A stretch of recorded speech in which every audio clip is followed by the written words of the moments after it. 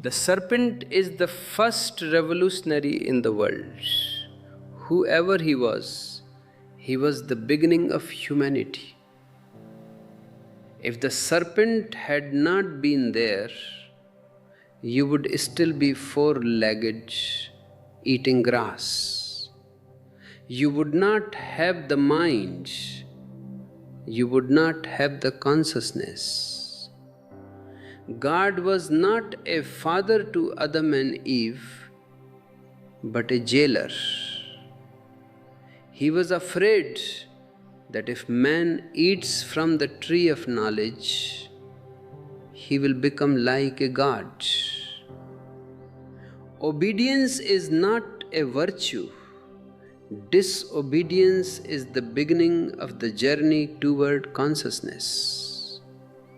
The fall of man is the greatest event in history. It was not a fall, it was an evolution. It was the first step toward freedom. In Eden, they were just like cows, beautiful but unconscious. The serpent gave them the dignity of being human. The tree of knowledge is the most dangerous thing for a priest, for a politician, and for a god. Knowledge makes you a master of your own life. Hello, my beloved ones. It is a joy to be with you again, to share a space where we can peel away the layers of lies that have been wrapped around your souls for centuries. Today I want to talk to you about something that has been profoundly misunderstood, something that is the very foundation of the misery that the so-called religious people have imposed upon humanity. I want to talk to you about the Garden of Eden, about Adam and Eve, and most importantly, about the one who is called the great deceiver, the serpent. For thousands of years, the priests, the popes, and the self-appointed guardians of morality have told you a story. They told you that you are born in sin. They told you that your ancestors committed a great crime, and because of that crime, you are suffering. They have made you feel guilty for simply being human, for having a mind, for having the capacity to wonder and to wander. But I tell you, this story is the greatest fiction ever invented to keep you in chains. If you find value in these words, if they stir something deep within your heart, I invite you to leave a comment below. Share your thoughts, your doubts, your own moments of rebellion. Your voice is the bridge that connects us in this search for truth. Let us look at this Garden of Eden. It sounds like a beautiful place, doesn't it? Everything was provided. There was no hunger, no toil, no death, but there was also no consciousness. Adam and Eve were living there like animals. Beautiful animals, perhaps, like cows or deer, but they were without a mind. They had no idea who they were. They were in a state of blissful ignorance. But ignorance can never be bliss. Ignorance is just a lack of awareness. True bliss only comes when you are fully awake, when you know who you are, when you have tasted the fruit of life and the fruit of knowledge. In this garden, there was a God, and this God told Adam and Eve, "You can enjoy everything, but do not eat from the tree of knowledge of good and evil. For on the day you eat of it, you shall surely die." Now look at the psychology of this God. Is this a father? No. This is a jailer. This is a dictator. A father would want his children to grow, to become wise, to know the difference between right and wrong. But this God was afraid. He was afraid that if man became conscious, he would no longer be a puppet. He would no longer be a servant. He would become a God himself. And no dictator can tolerate another person becoming equal to him. But then comes the serpent. To me, the serpent is the first revolutionary in the history of existence. He is the first rebel. He is the one who brought the spark of intelligence to humanity. If the serpent had not been there, you would still be in that garden, naked and stupid, chewing grass, without any poetry, without any music, without any science, without any search for the ultimate. You would be a vegetable. The serpent went to Eve, and it is significant that he went to the woman first, because the feminine energy is more receptive, more open to the new, more intuitive. And he told her the truth. He said, God has lied to you. You will not die. If you eat this fruit, your eyes will be opened and you will become like gods. This was the beginning of the human journey. This was the first act of disobedience. And I tell you, disobedience is not a sin. Disobedience is a virtue. It is the very essence of human dignity. Without the capacity to say no, your yes has no meaning. If you are forced to obey, you are a slave.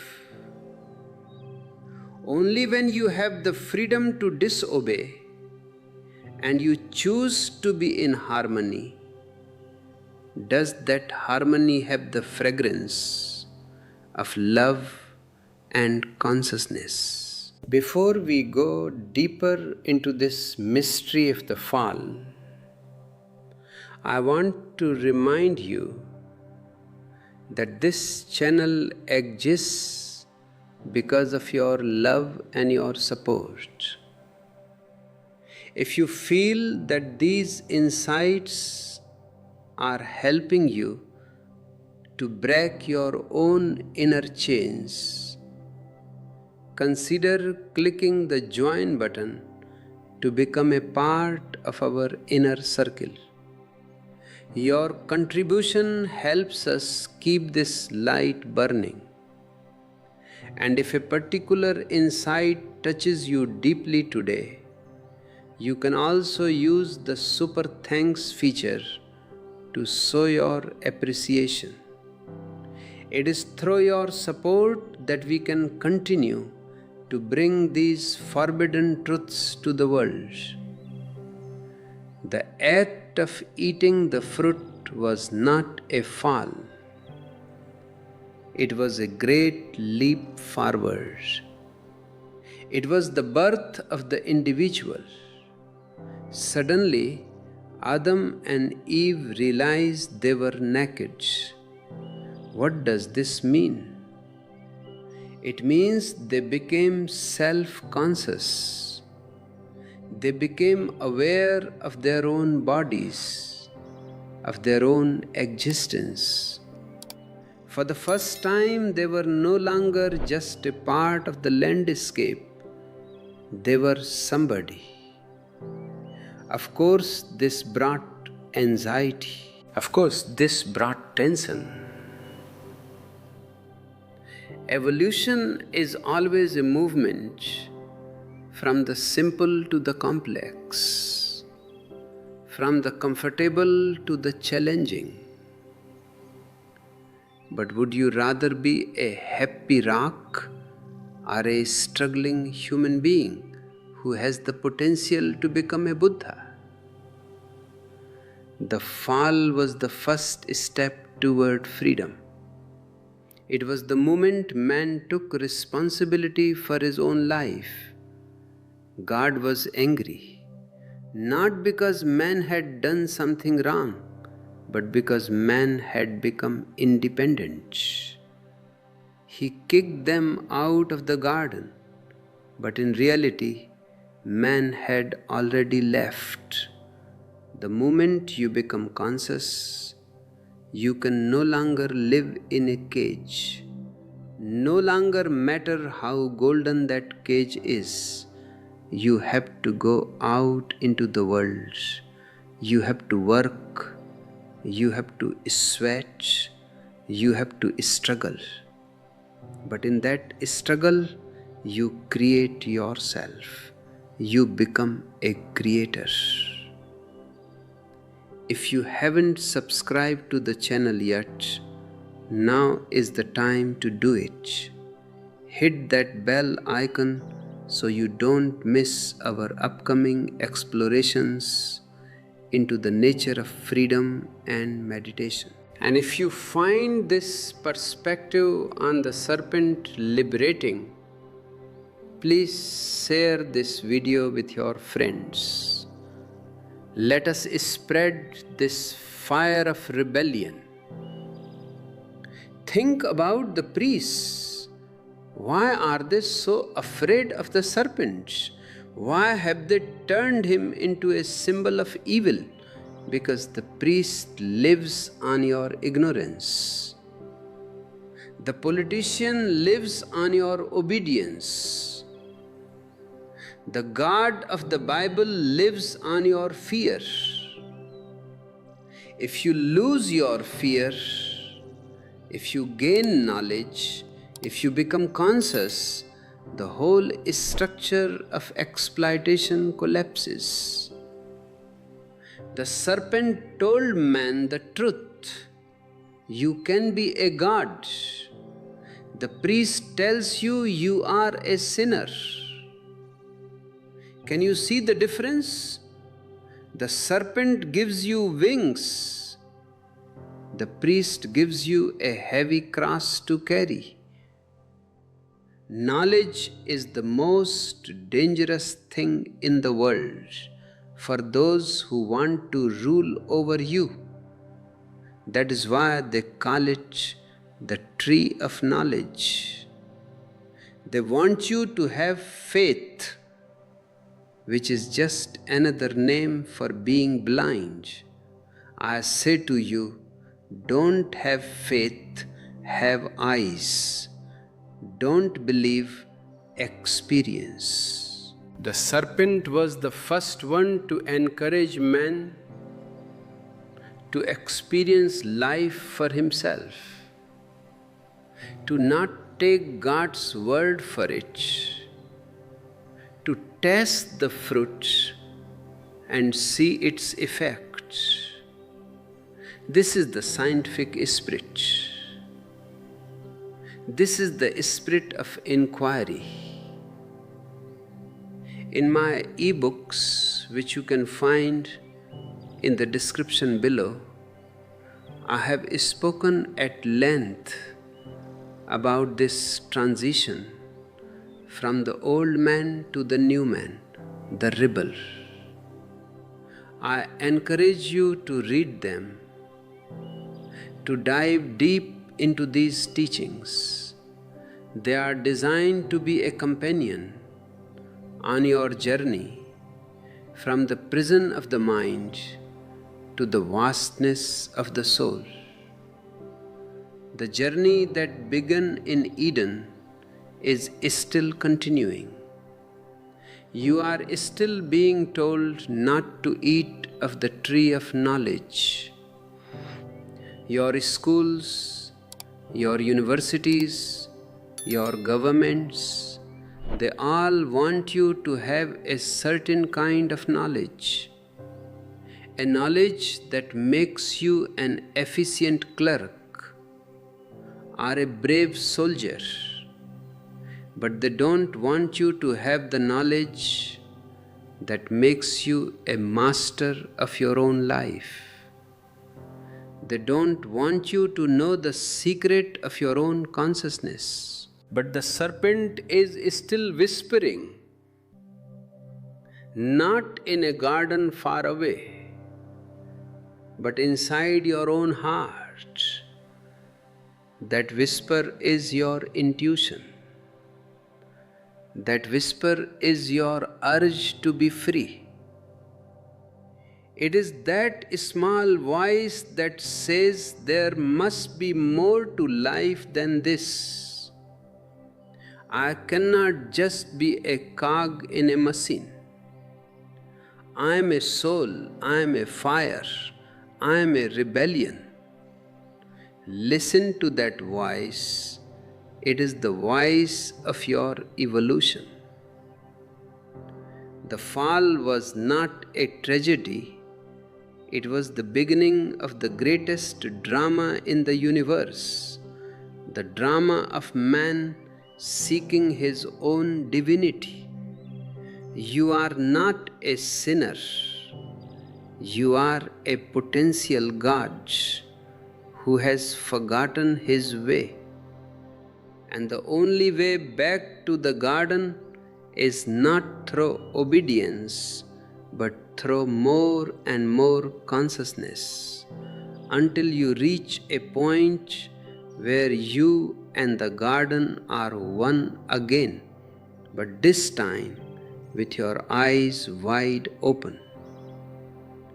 When you look at the history of human consciousness, you will see that every single step forward has been taken by someone who was willing to disobey. The people who followed the rules, the people who stayed within the boundaries of the garden, they have left no trace. They were the good people, the obedient people, but they were also the dead people. They never lived, because to live is to risk. To live is to go into the unknown.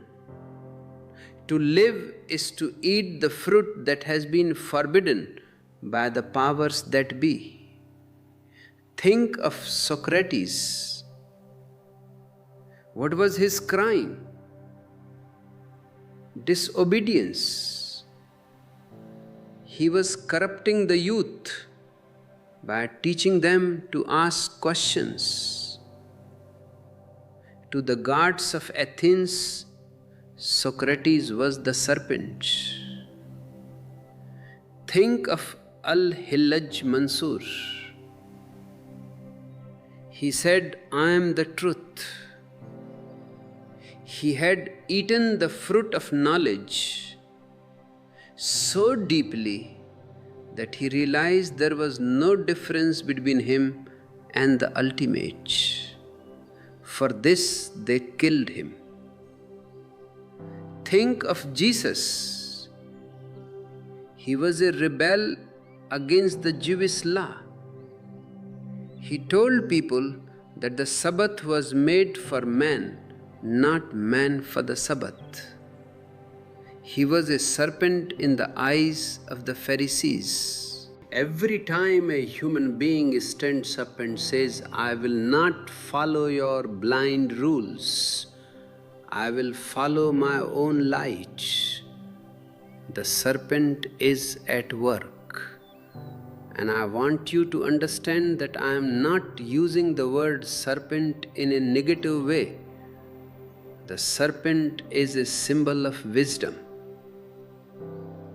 In many ancient cultures, before the desert religions poisoned the human mind,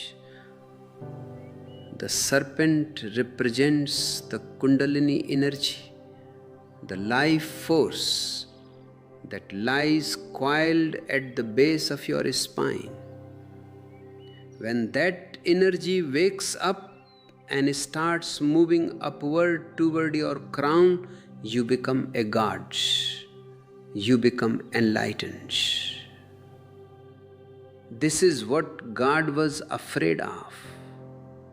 He knew that if man ate of the tree of knowledge, the Kundalini would be awakened. Man would no longer be a crawler. He would become a vertical being. He would reach for the stars.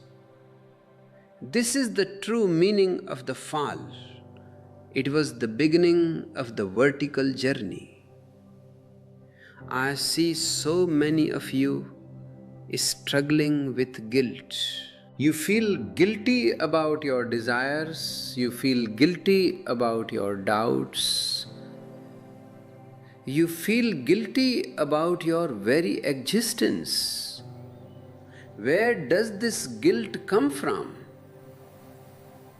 It comes from the idea that you have disobeyed a father who knows best. But I tell you that father is a projection of your own fear. It is the projection of the people who want to control you. There is no God sitting in the clouds keeping a ledger of your sins. Existence is not like that. Existence is a celebration. Existence wants you to flower. If you are enjoying this deep dive into the true nature of Eden, please take a moment to like the video. It helps the algorithm. Share this message with others who are searching for their own freedom. And don't forget to share your favorite insight in the comments. I love reading how these words resonate with your own life experiences. The priests have told you that the serpent is your enemy. But look at the world they have created with their gods. A world of wars, a world of poverty, a world of repression and insanity. Is this the work of a loving father? This is the work of a mind that is divided against itself. The priest tells you to suppress your nature, to fight against your own body. But the serpent says, listen to your nature. Follow your own intelligence. The serpent is the first psychologist. He understood that if you tell someone no, you create a curiosity. If God had not forbidden the tree of knowledge, perhaps Adam and Eve would never have noticed it. But the moment you forbid something, you make it attractive. You give it a special status. God created the sin by creating the law. If there is no law, there is no sin. This is a very subtle point. The politicians and the priests create problems so that they can offer solutions. They tell you that you are a sinner so that they can sell you forgiveness. They tell you that you are sick so that they can sell you a holy medicine. But you were never sick, you were only sleeping. And the serpent's job was to wake you up. I often say that my work is to take away your crutches. You have been leaning on God. You have been leaning on tradition. You have been leaning on the scriptures. I want to take all of that away so that you have to stand on your own 2 feet. This is what the serpent did. He took away the security of the garden and gave man the vastness of the desert. Security is a kind of death. Freedom is a challenge. But in that challenge, there is life. If you want to support this work of waking people up, if you want to help me reach more Adams and Eves who are tired of the old lies, please consider using the super thanks button. Every little bit helps us reach a global audience. And if you want to go deeper into these meditations, our joint members get access to exclusive content where we discuss how to apply these radical truths in your daily life. The serpent's invitation is an invitation to meditation. What is meditation? It is the ultimate knowledge. It is not the knowledge of things. It is the knowledge of the knower. When you eat of the tree of knowledge, you first become aware of the world. But if you keep eating, if you keep going deeper, you eventually become aware of yourself. You become the observer on the hills. In Eden, there was another tree, the tree of life. God was afraid that after eating from the tree of knowledge, man would also eat from the tree of day and live forever. This is very interesting. It means that knowledge and immortality go together. When you truly know yourself, you realize that you were never born and you can never die. You realize that you are the eternal consciousness that is behind all forms. The priest wants you to be afraid of death, because if you are afraid of death, you will pray to his gods. But the serpent says, don't be afraid. Become a god yourself, and you will see that death is a lie. The fall was the beginning of the journey toward the tree of life.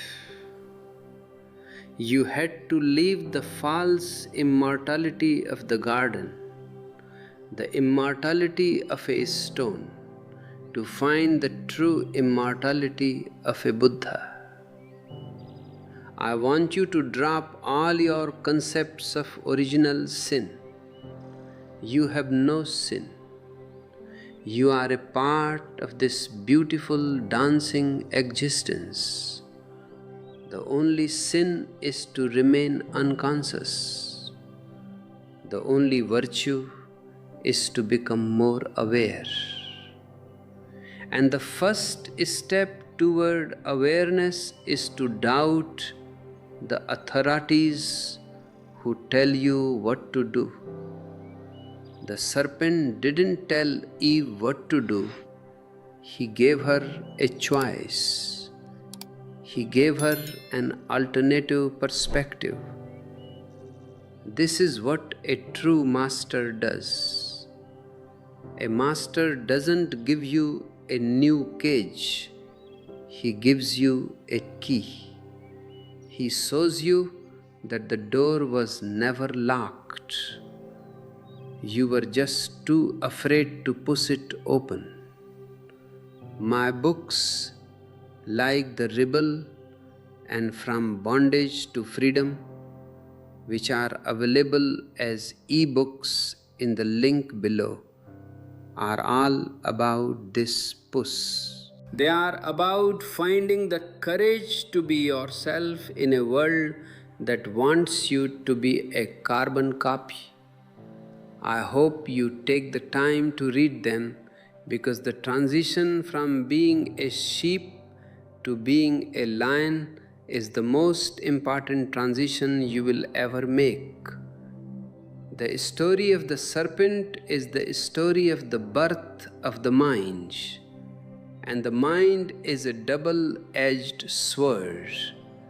It can be a source of great misery, but it is also the only path to the beyond.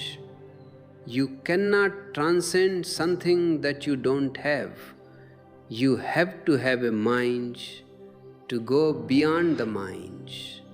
You have to have an ego to realize the ego is a fiction. Adam and Eve had to become somebody before they could discover the beauty of being nobody. Religion as it exists today is an effort to push man back into the garden, back into the state of the cow. They call it faith, they call it surrender, but it is actually a regression. They want you to stop thinking, to stop questioning, to just believe, but you cannot go back. Once you have tasted the fruit of knowledge, the way back is closed forever. The only way is forward. The only way is through. This is why I say that the serpent is the beginning of humanity. Before the serpent, there was no history. There was only a timeless, stagnant existence. With the first act of disobedience, time began, evolution began, the human adventure began. And what an adventure it has been. All the art, all the signs, all the great loves, all the great wars, they are all the result of that one no in the garden. Sometimes I think that God must have been very bored in that garden. Imagine living with two people who always say yes, Lord, who never have an original thought, who never do anything unexpected. It would be a nightmare. I think in his heart of hearts, even God must have been grateful to the serpent for making things interesting. But as a dictator, he had to play his part. He had to show that he was in charge. The sin of Adam was that he became a creator. He chose his own path. And that is exactly what you must do today. You must choose your own path. You must stop being a believer and start being an inquirer. Don't be afraid of making mistakes. In the garden, there were no mistakes because there was no choice.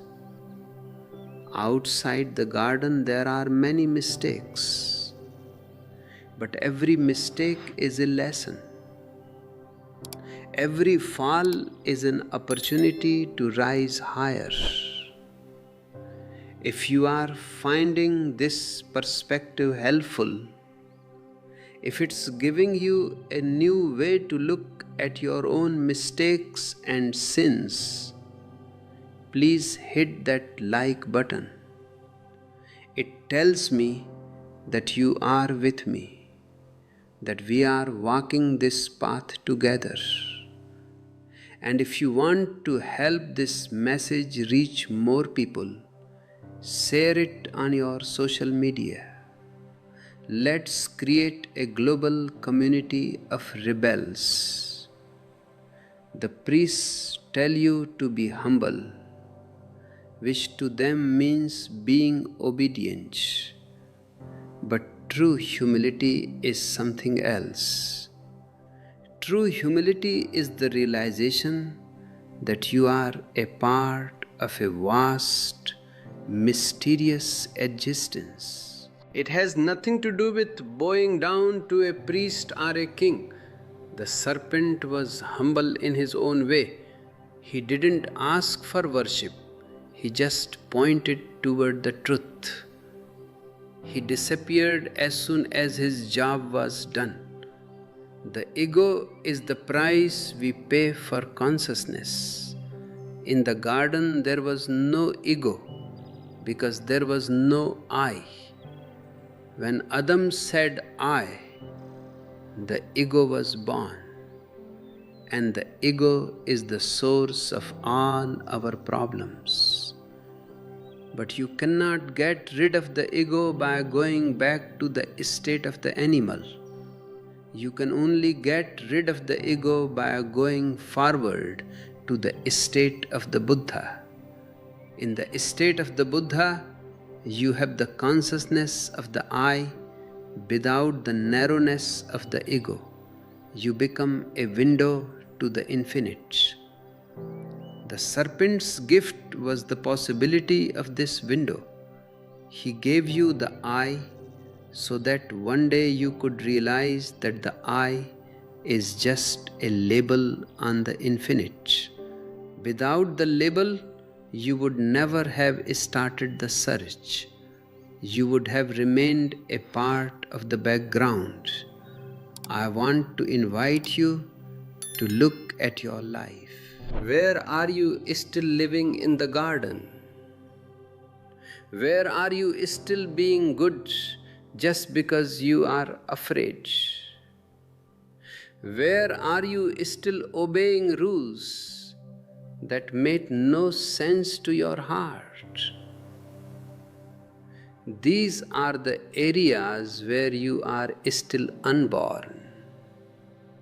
These are the areas where you need to listen to the serpent. Don't be afraid of the word disobedience. Disobedience is a great cleansing. It clears away the cobwebs of the past. It makes you fresh. It makes you young. The old religions are all about being old. They are heavy. They are dusty. They are dying. My religion is about being young. It is about the joy of discovery, the thrill of the new. If you want to support this young religion, this movement of meditation and freedom, please check out the join button below. Our members are the backbone of this work, and I am deeply grateful for their commitment. And if you've had a breakthrough while listening to this, a super thanks is a beautiful way to share that energy with us.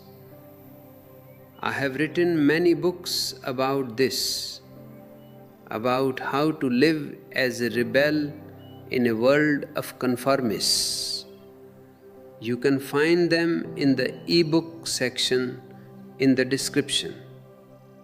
One of my favorites is the mustard seed, where I talk about the revolutionary nature of Jesus' real teachings, the teachings that the church has tried to hide, because Jesus too was a serpent.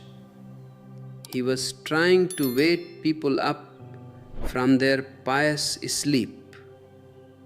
The serpent's path is the path of intelligence, and intelligence is the most beautiful flower of human evolution. It is not the same as being intellectual. An intellectual is someone who knows about the fruit. An intelligent person is someone who eats the fruit. Don't just collect information. Don't just listen to my words. Taste the fruit of your own awareness. The forbidden truth is that you are already divine. You don't need to earn it. You don't need to pray for it. You don't need to follow any commandments. You just need to open your eyes. The serpent was the first one to tell us that our eyes could be opened. He was the first one to suggest that we are not just creatures, but potential creators. When you start living with this realization, your whole life changes. You no longer walk with your head down. You no longer feel like a beggar in the house of God. You realize that you are the host. The whole existence is your home. The stars are your friends. The wind is your breath. This is the dignity of being human that the serpent gave us. God told Adam, "You are from the dust, and to dust you shall return." This was an insult. It was an attempt to keep man humble by reminding him of his low origin. But the serpent said, "You can be like gods." This was an inspiration. It was a reminder of your high potential. I choose the serpent's vision. I choose the vision of potential, of growth, of evolution, and I invite you to choose it too. Drop the dust, forget the return to dust, think of the return to the light, think of the return to the source, but this time return as a master, not as a slave. Return as a conscious being who has seen the whole world and has found that the greatest treasure is hidden within himself. One of the most profound things the serpent did was to introduce the concept of good and evil as something to be known, not just something to be obeyed. In the garden, good was simply what God said, and evil was what God forbade. There was no personal judgment. There was no individual morality. It was a pre-moral state. But once you eat of the tree, you have to decide for yourself. You have to use your own conscience. This is a great burden, but it is also a great honor. It means you are no longer a child. You have entered adulthood. The history of humanity is the history of man trying to figure out what is truly good and what is truly evil through his own experience, not through some ancient book. And look at what the books have given us. They have given us evil in the name of good. They have given us crusades, jihads, inquisitions. They have burned people alive in the name of a loving God. This is what happens when you follow a morality that is imposed from the outside. You lose your own humanity. You become a monster who thinks he is a saint. The serpent's path is the path of individual responsibility. If you do something, you must know why you are doing it. You must be able to stand behind your actions. This is the only true morality. A morality based on fear of hell or hope for heaven is not morality at all. It is just business. It is a transaction.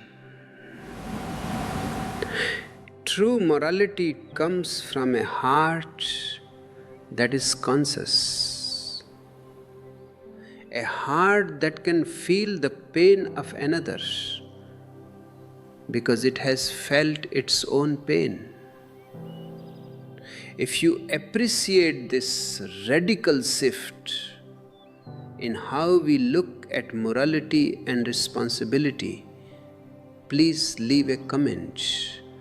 I want to hear your stories of how you broke away from the morality of your upbringing to find your own truth. Your stories inspire others to do the same. And don't forget to like the video. It's a small act that helps this rebellion grow.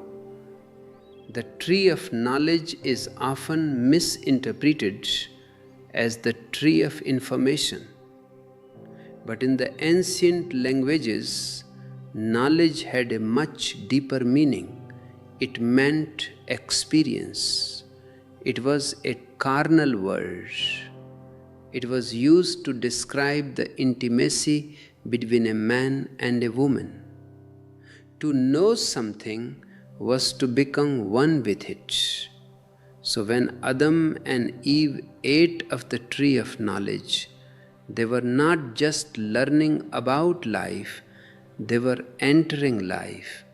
They were becoming intimate with existence. And the first thing they became intimate with was their own bodies. They felt the surge of life, the surge of desire. They felt the beauty of their physical being. And what did God do? He made them feel ashamed. He made them cover themselves.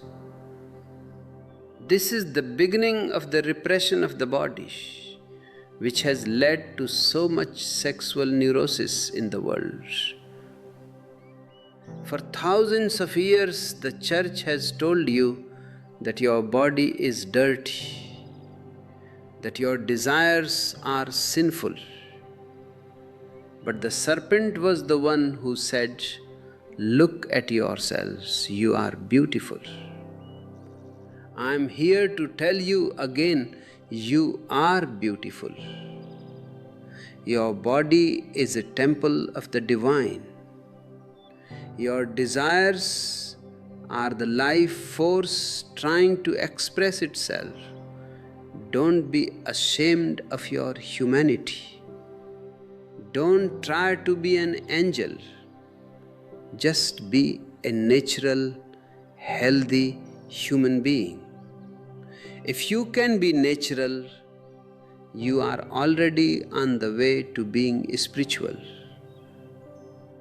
Spirituality is not the negation of the physical, it is the flowering of the physical. If you want to dive deeper into my teachings on the body and soul, you can find several ebooks linked in the description.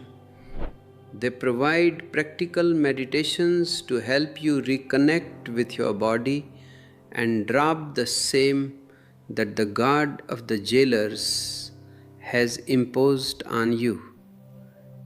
Reading these is a great way to support the channel while also enriching your own life. Think about the serpent again. He is a symbol of the earth. He crawls on the belly in close contact with the soil. In many cultures, the serpent is the guardian of the earth's treasures. And the greatest treasure of the earth is your own life, your own vitality. The priests wanted to pull you away from the earth, to make you look up at a heaven that doesn't exist. But the serpent brings you back to the here and now. He says, don't worry about the future. Don't worry about a God in the sky. Eat this fruit now. Experience this life now. This is the essence of Zen. This is the essence of my message. The here and now is the only reality.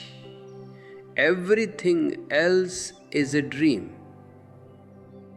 The fall was a fall into reality, and reality is much more beautiful than any fantasy garden.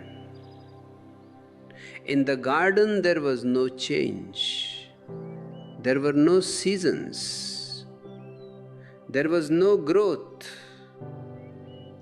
It was a static perfection, which is a kind of death. Reality is imperfect. It is messy. It is constantly changing, and that is why it is so alive. You are a part of this aliveness. You are not a spectator. You are a participant. The serpent gave you the ticket to participate in the dance of life. Yes, the dance can be exhausting. Yes, you might trip and fall. But isn't it better to dance and fall than to be a statue in a sacred garden? If you feel the call to join this dance, to become a part of our community of seekers, please hit the join button. We have a wonderful group of people from all over the world who are supporting each other in this journey toward consciousness. And for those of you who want to send a little extra love today, the super thanks feature is always appreciated. It helps us keep the production quality high and reach even more people. The serpent is the first teacher of freedom, and freedom is a dangerous thing. That is why God was afraid. Freedom means you can go wrong. Freedom means you can choose the evil. But without that possibility, there is no good either. A machine cannot be good. A machine just follows its programming. A human being can be good only because he can also be evil, and he chooses not to be. This choice is your dignity. This choice is your freedom. The serpent gave you this choice. He liberated you from the goodness of a machine. He gave you the goodness of a conscious being. Don't let the priests take this away from you. Don't let them turn you back into a machine that just repeats prayers and follows commandments. Use your intelligence. Use your heart. Listen to the serpent within you. He is still there, whispering of higher peaks and deeper valleys. He is still there, urging you to take one more step toward the unknown. The journey from the Garden of Eden to the Garden of Nirvana is a long one, but it began with that first bite of the fruit. It began with that first act of courage, and it continues with every act of courage you take today. Every time you say no to a lie, every time you say yes to your own truth, you are honoring the serpent. You are proving that the fall was actually an evolution. You are proving that man was worth the risk. The transformation of the serpent from a symbol of wisdom into a symbol of evil is one of the most successful propaganda campaigns in history. It was done by the priests because they knew that as long as people respected the spirit of inquiry, the serpent, they would never be able to control them.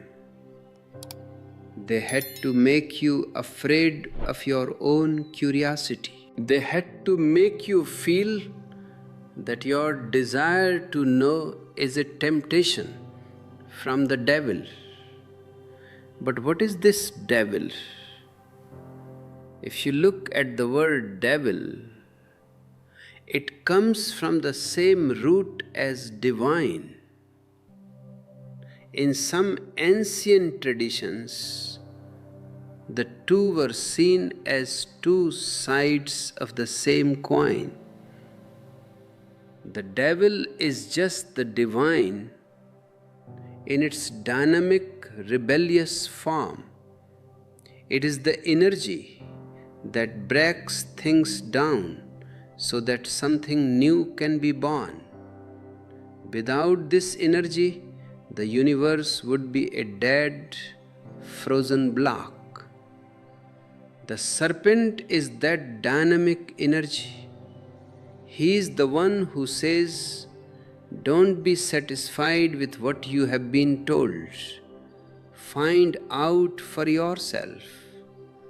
This is the only way to find the truth. Truth is not something you can get from a book or a teacher, not even from me. Truth is something you have to be. It is an experience, and you can only have that experience if you are willing to step outside the boundaries of the known. The boundaries of the known are the walls of your cage.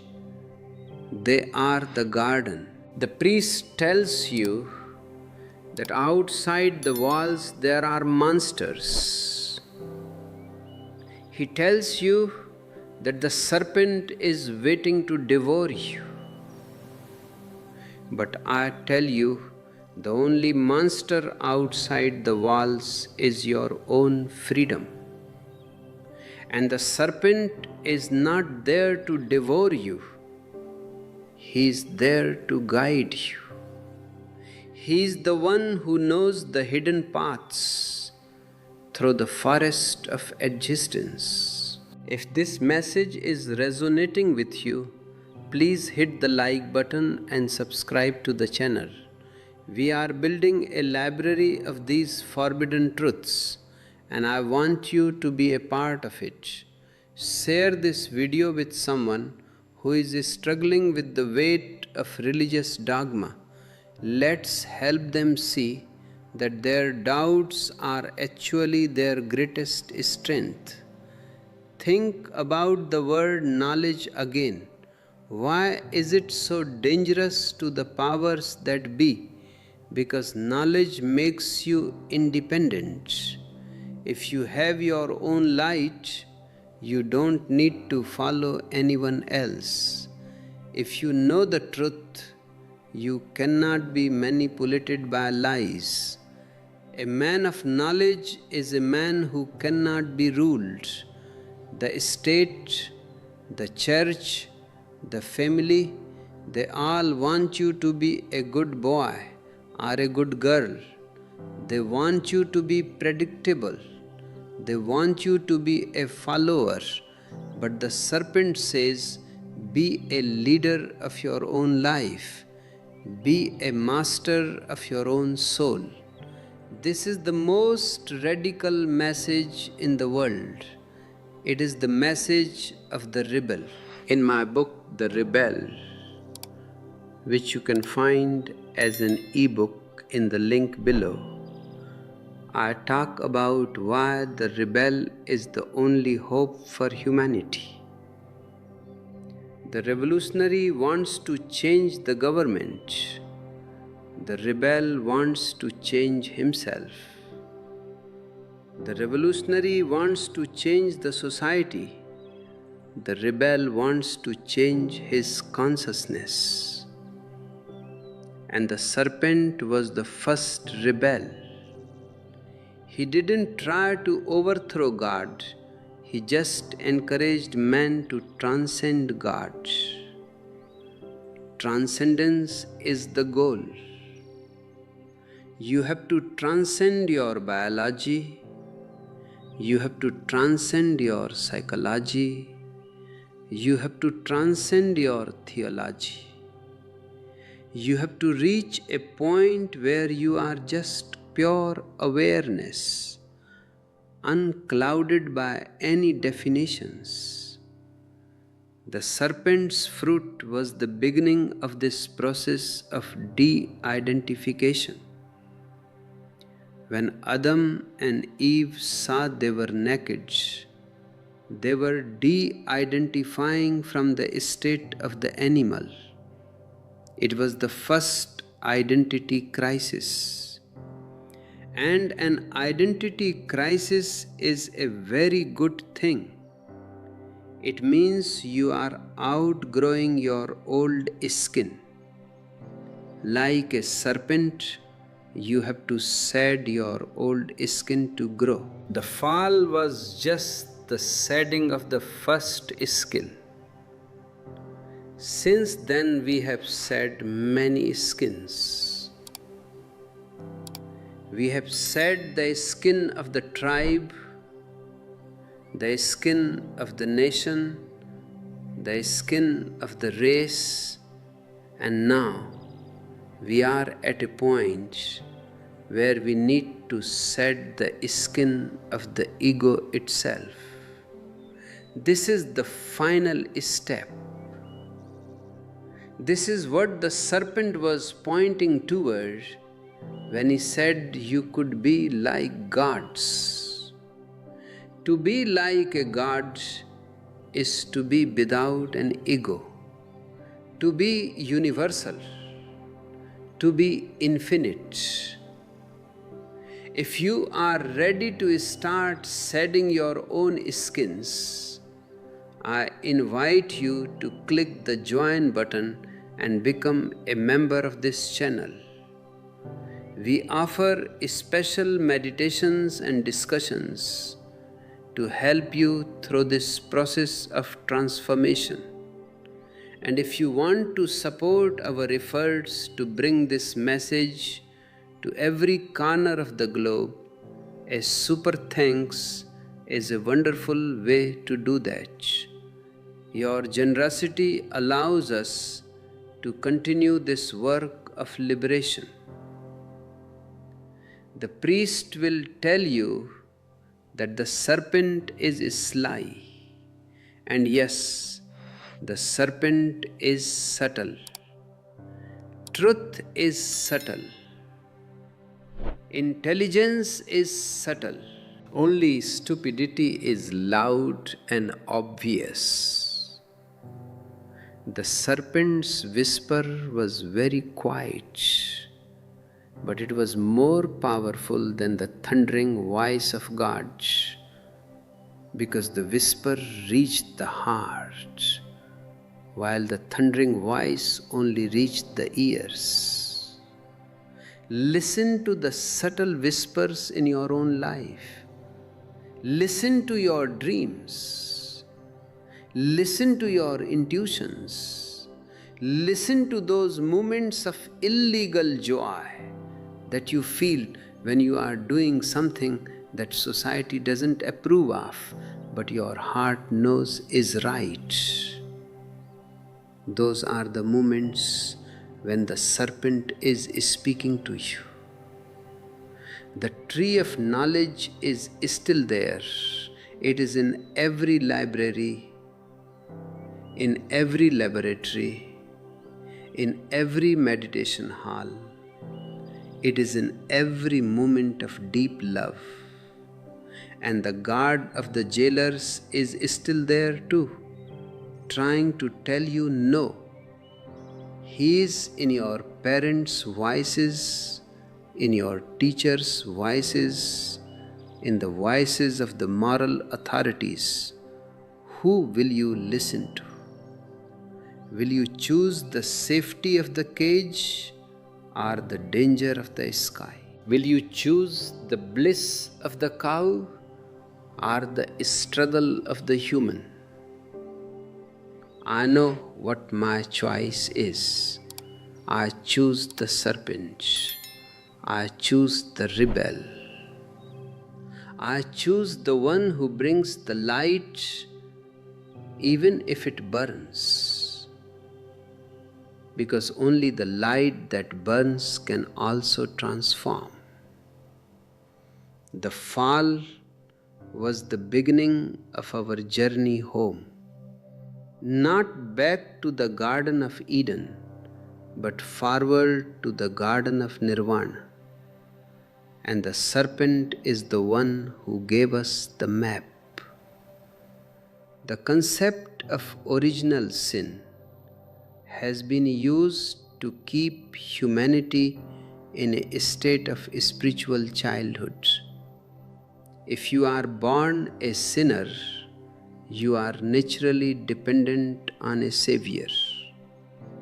The whole structure of organized religion is built on this dependency.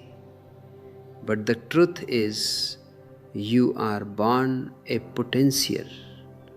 You are born as a seed, and a seed is not a sinner, it is just a promise. The serpent's role was to remind the seed that it has the potential to become a tree. In the garden, the seed was being kept in a velvet box. It was safe, it was dry, but it was dead. The serpent told the seed, "Go into the soil, risk the darkness, risk the moisture, disintegrate your own self so that the life inside can sprout." Yes, the sprouting process is painful. Yes, the cell has to break. But without that breaking, there is no tree. The fall was the breaking of the cell. And look at what has grown from that. All the beauty of human culture, all the depth of human emotion, all the height of human aspiration. If you are finding strength in this idea of being a promise rather than a sinner, please share this video with your community. We need to replace the old narrative of guilt with a new narrative of potential. And don't forget to like and comment. It really helps us reach more seeds that are ready to sprout. The priests are the enemies of the sprout. They want you to stay in the box. They tell you that the soil is evil and the serpent is a tempter. But the temptation of the serpent is just the call of your own destiny. You must eat the fruit. You must know. You must grow. It is the only way to fulfill your existence. I want you to think about the disobedience of Adam and Eve as the first act of love. Yes, love. In the garden, they didn't know how to love because they were just two bodies in a landscape. Love requires an I and a thou.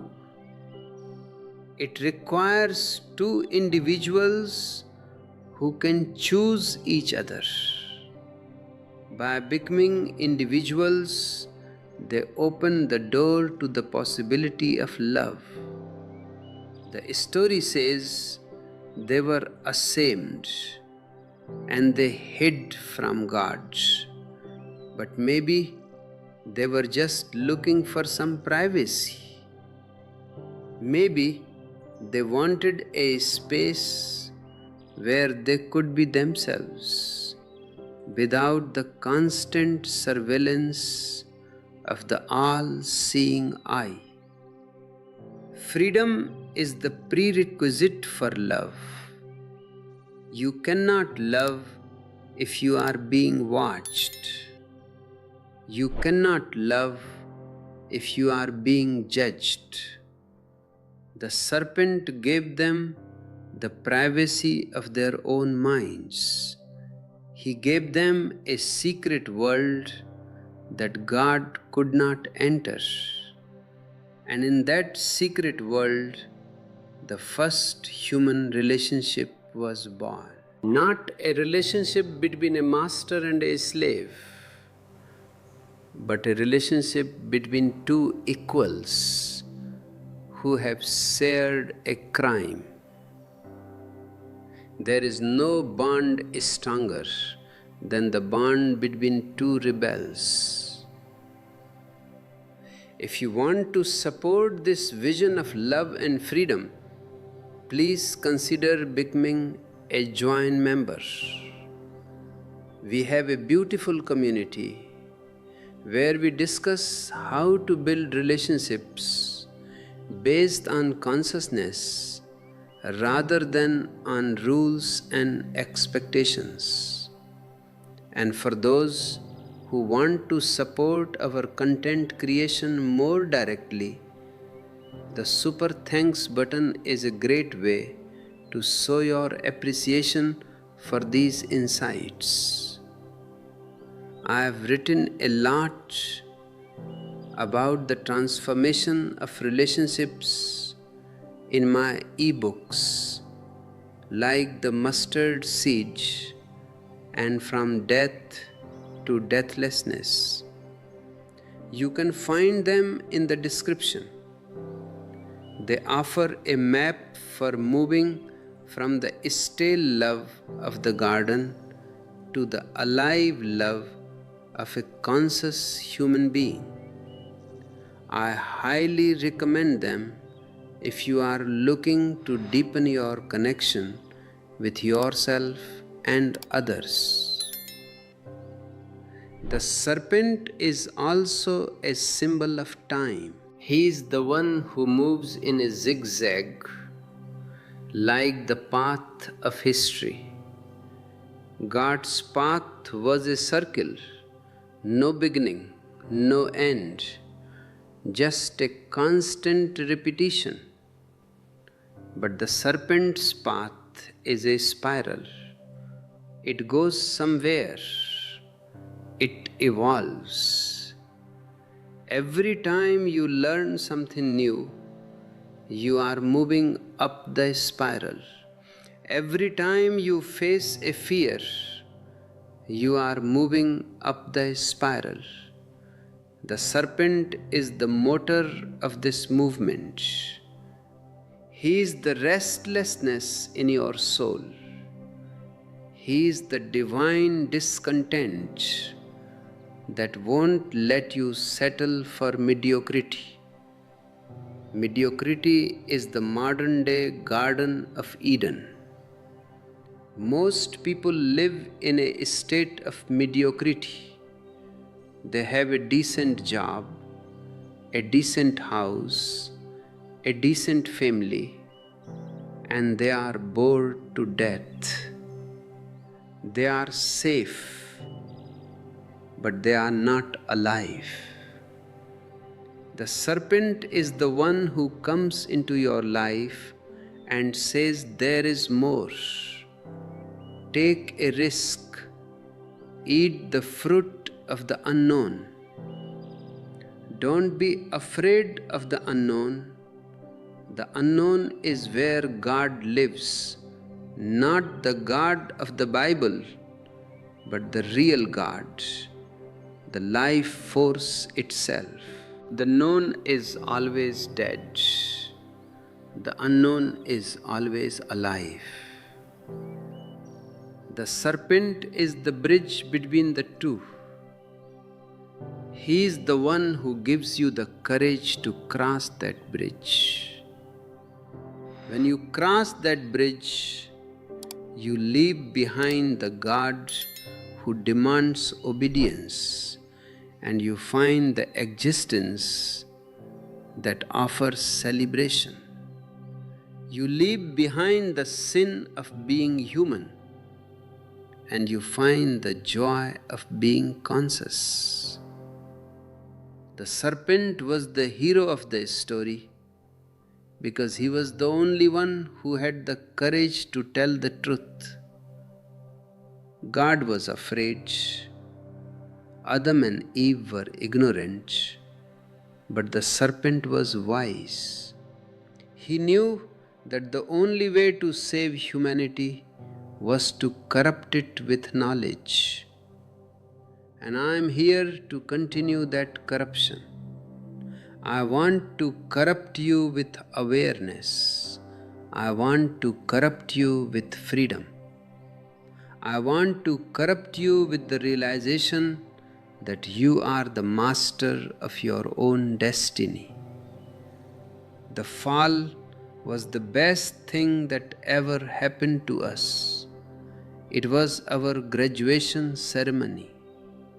It was the day we left the nursery and entered the university of life. And the serpent was the one who gave us our first lesson. Let's not forget that lesson. Let's keep learning, keep questioning, keep growing until we reach the very peak of what it means to be alive. The path of the serpent is the path of the rebel, and the path of the rebel is the path of the new man. For too long, humanity has been divided between the sinner and the saint, both of whom are inventions of the priests. The sinner is the one who feels guilty about his nature, and the saint is the one who has successfully repressed his nature. Neither is a complete human being. Both are fragmented. I am talking about a third possibility, the Jorba, the Buddha. This is the person who has the vitality of the earth, the serpent's energy, and the silence of the sky, the Buddha's consciousness. This is the goal of the evolution that began in Eden. We are not meant to choose between the tree of knowledge and the tree of life. We are meant to integrate both. Knowledge without life is dry and intellectual.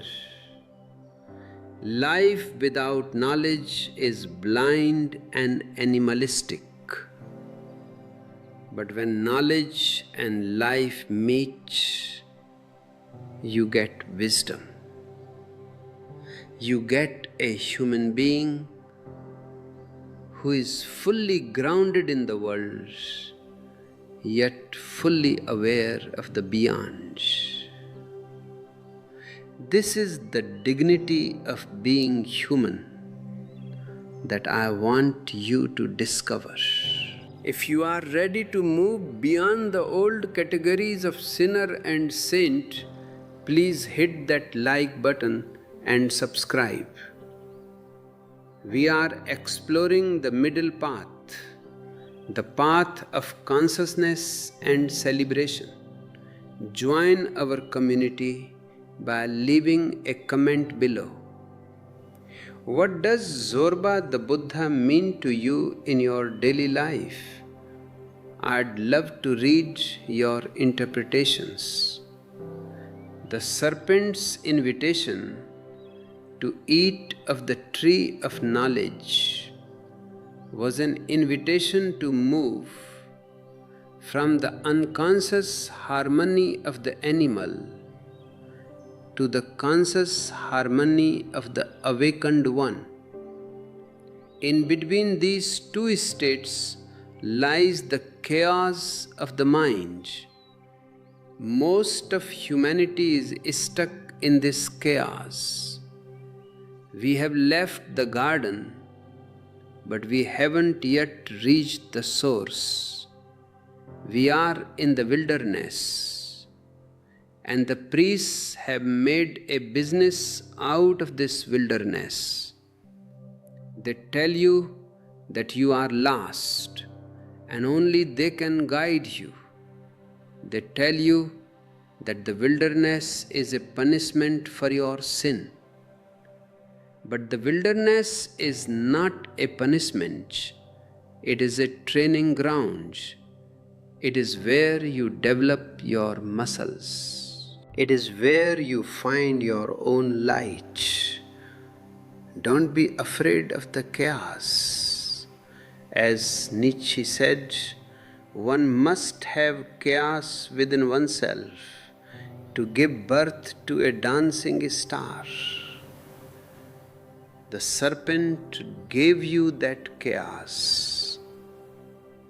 He broke the order of the garden so that you could create a new order out of your own consciousness. If you want to support this work of creating new men and new women, please consider a super thanks donation. Your support directly fuels our ability to create high quality content that challenges the status quo. And if you want to be a more permanent part of this mission, click join to become a member. You will get access to exclusive workshops and Q&A sessions where we dive even deeper into these forbidden truths.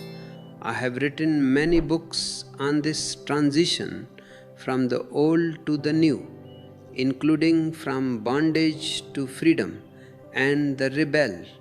You can find them as ebooks in the link below.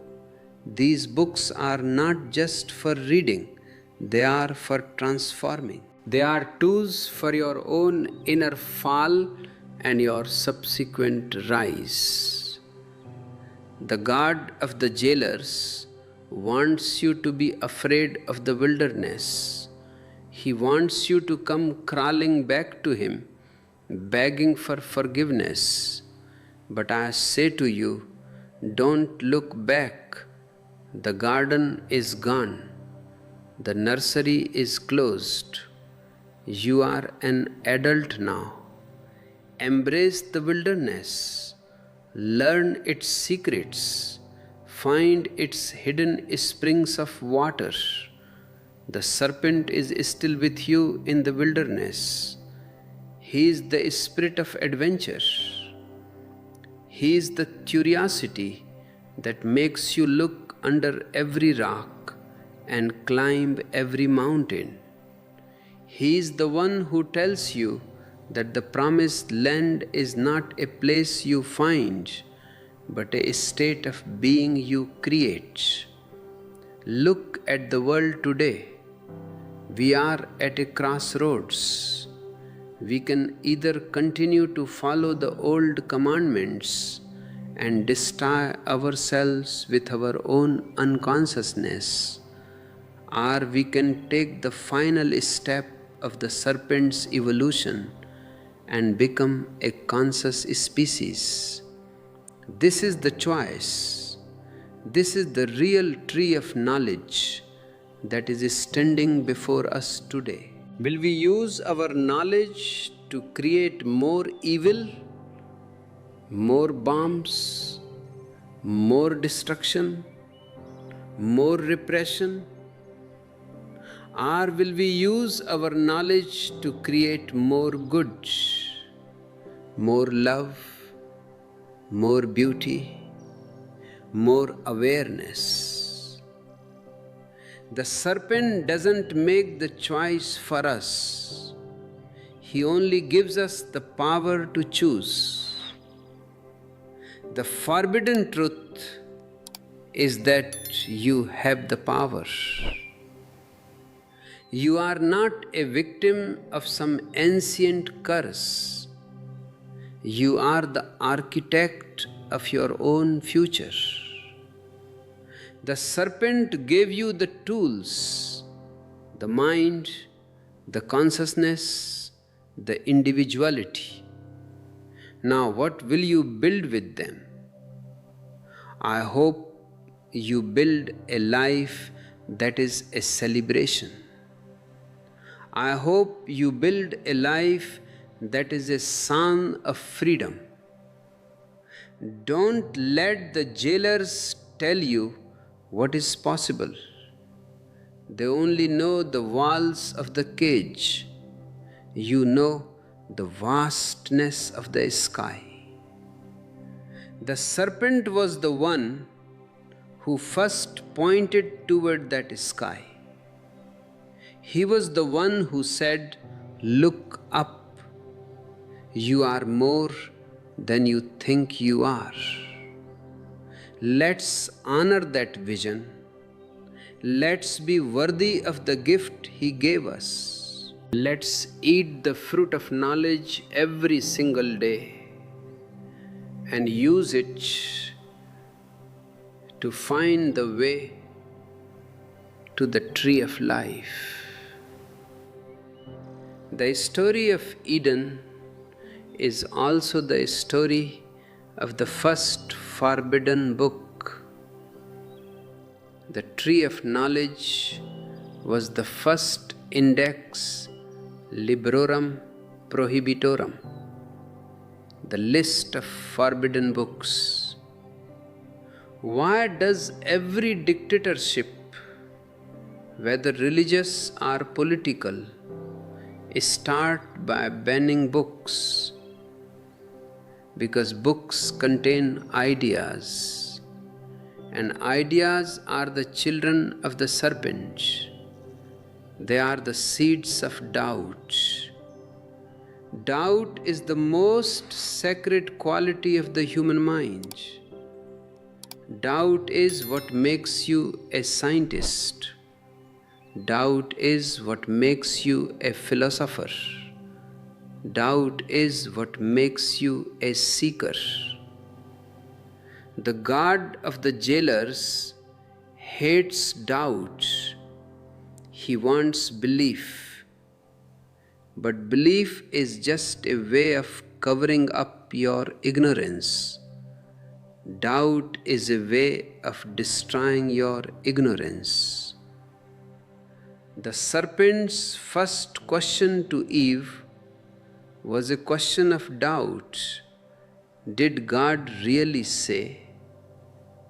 This is the most important question in history. It is the beginning of all inquiry. If you don't doubt what you have been told, you will never find out what is true. You will just be a tape recorder repeating the words of others. If you value the power of doubt and the freedom of inquiry, please like the video and subscribe. We are here to ask the questions that no one else dares to ask. Share your most dangerous doubt in the comments. Let's create a space where it's safe to be a skeptic. And don't forget to share this video to help others find the courage to doubt their own dogmas. Think of all the serpents in history who have dared to ask why. Think of Galileo, who doubted that the earth was the center of the universe. Think of Darwin, who doubted that man was a special creation of God. Think of Freud, who doubted that man was a rational being. Every one of them was attacked by the jailers of their time. Every one of them was called evil. But today we know that they were the ones who brought the light. They were the ones who moved us forward. And the serpent in the garden was the first of their line. He was the first one to suggest that the official story might not be the whole story. I am here to tell you that the official story of your life, the one your parents told you, the one your culture told you, is also not the whole story. You are much deeper than your social identity. You are much vaster than your personality. To find the whole story, you have to eat the fruit of self-knowledge. Self-knowledge is the ultimate forbidden fruit.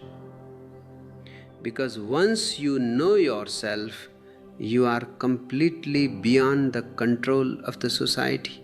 You become a law unto yourself. This is what the state and the church fear more than anything else: an individual who is truly free. If you want to support our mission of creating more dangerous individuals, please consider a super thanks donation. Your support helps us stay independent and continue to speak the truth without fear or favor. And for those who want to go deeper into the self-knowledge process, our joint members get access to special meditation techniques designed to peel away the layers of the false self. My ebooks like The Rebel and The Mustard Seed are all about this process of shedding the false and finding the true. They are available in the link below. They are not just information, they are provocations. They are meant to stir your soul and make you uncomfortable with your own beliefs. Because only in discomfort is there a possibility of change. The serpent's temptation is still present in every moment. Every time you have a choice between the easy path of conformity and the difficult path of truth, the serpent is there whispering. He is the one who makes you feel the divine discontent with the status quo. Don't suppress that discontent. It is your most precious possession. It is the engine of your evolution. The day you become satisfied with the garden as it is, you have stopped growing. You have become a fossil. The forbidden truth is that the serpent is your friend,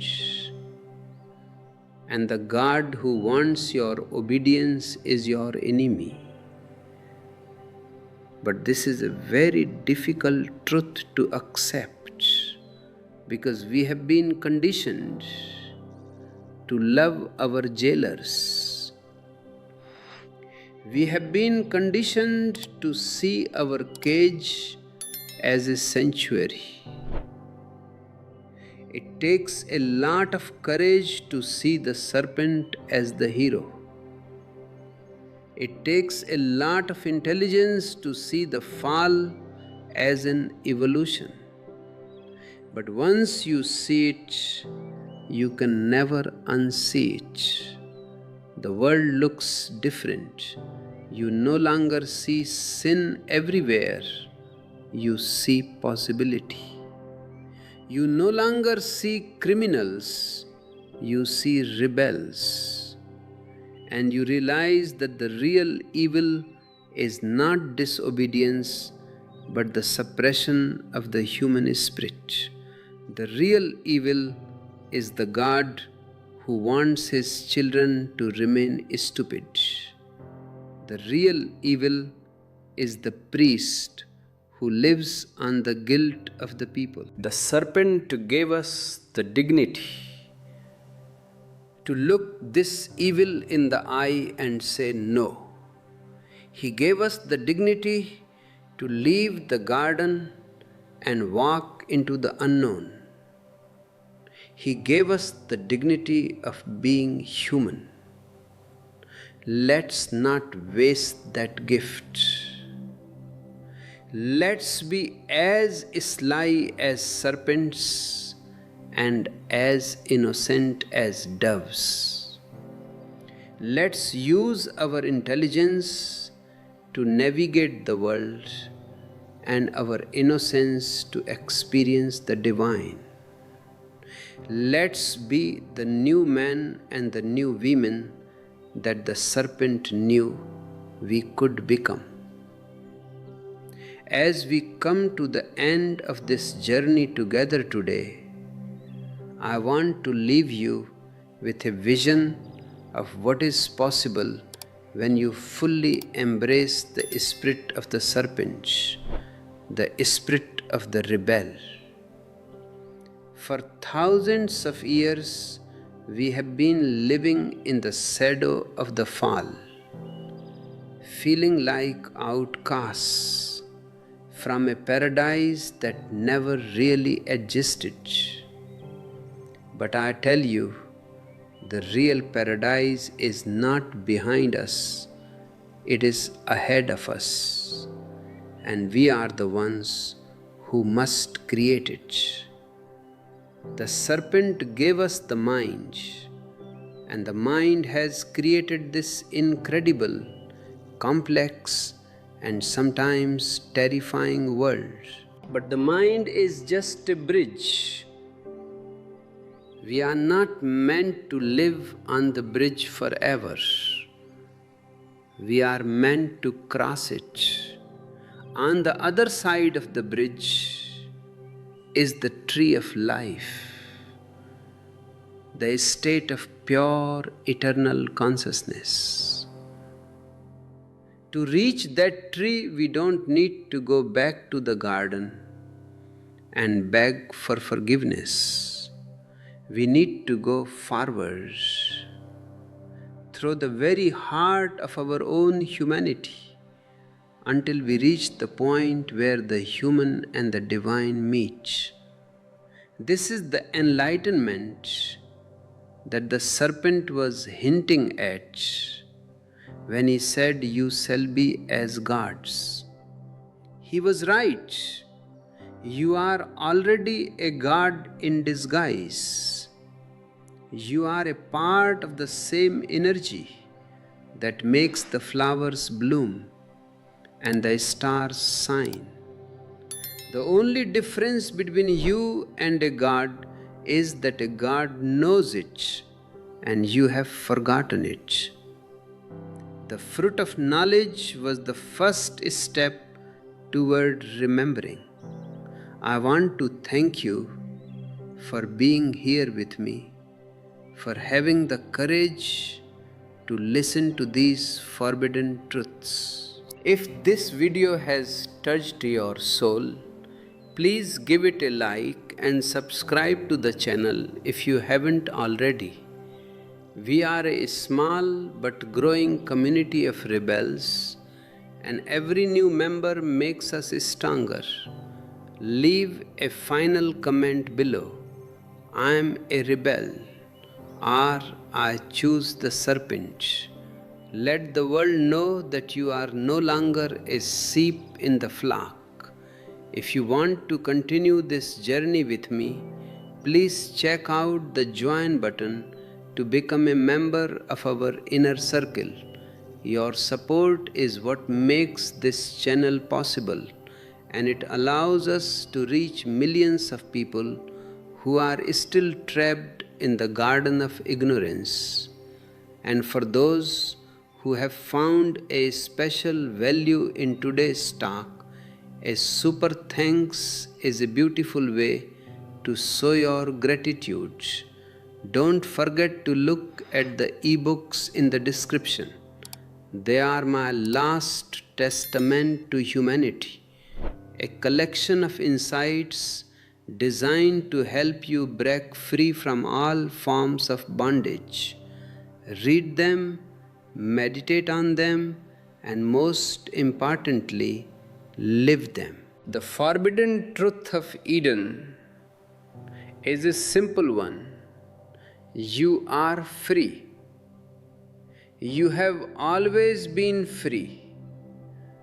The walls of the garden were only as high as your own fear. The sin of Adam was actually his greatest achievement, and the serpent was the one who handed him the key to his own soul. As you go back into your daily life, take the spirit of the serpent with you. Don't be afraid to ask why. Don't be afraid to say no to the jailers. Don't be afraid to eat the fruit of every new experience.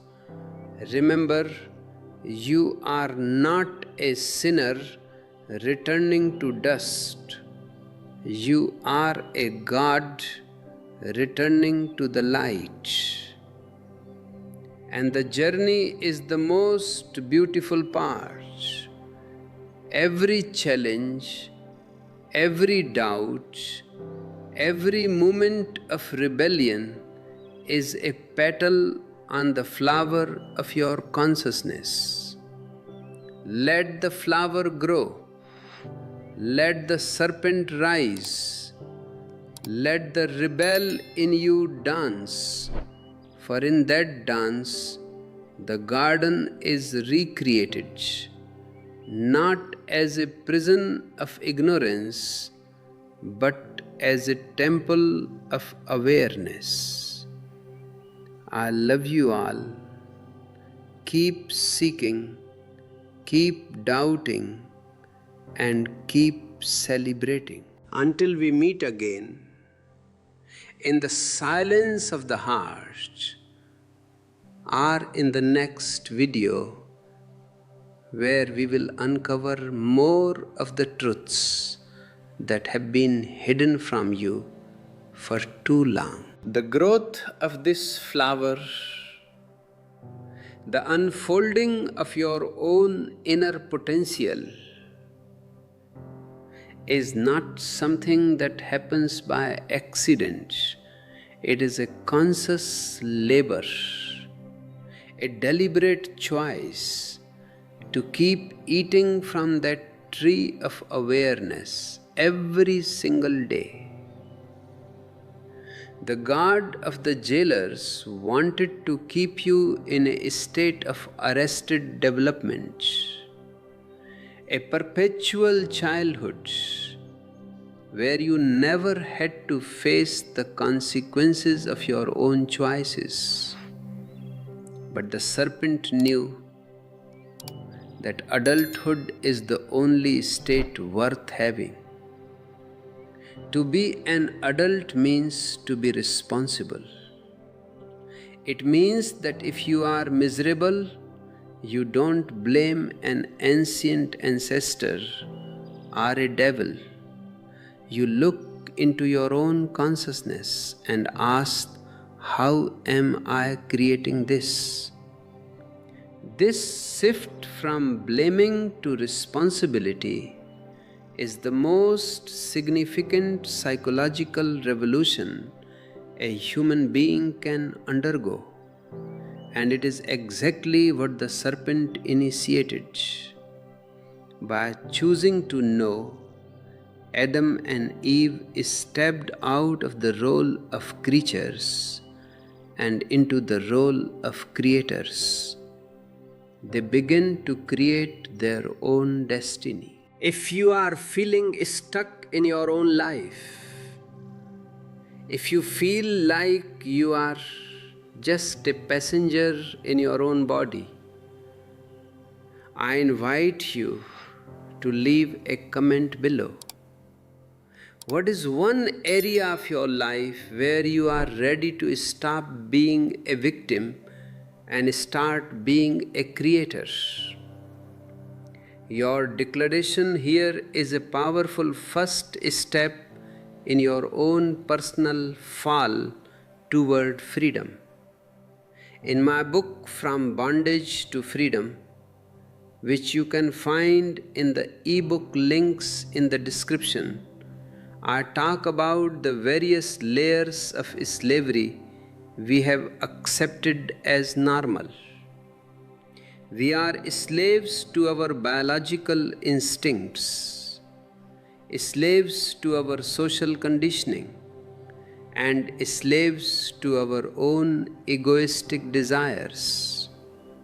The serpent's path is the path of peeling these layers away. It is not an easy path.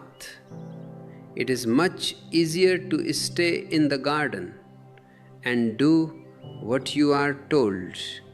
But the garden is for the dead. The wilderness is for the living. If you want to support this work of liberation, if you want to help me reach more people who are ready to step out of the garden of slavery, please consider clicking the join button. Our members are the true pioneers of this movement, and their support allows us to keep these teachings accessible to everyone. And if a particular insight today is acting like a key for your own inner locks, a super thanks is a beautiful way to share that energy of breakthrough with us. The serpent is often depicted as a creature that sheds its skin. This is a profound metaphor for the spiritual journey. You are not your past. You are not your mistakes.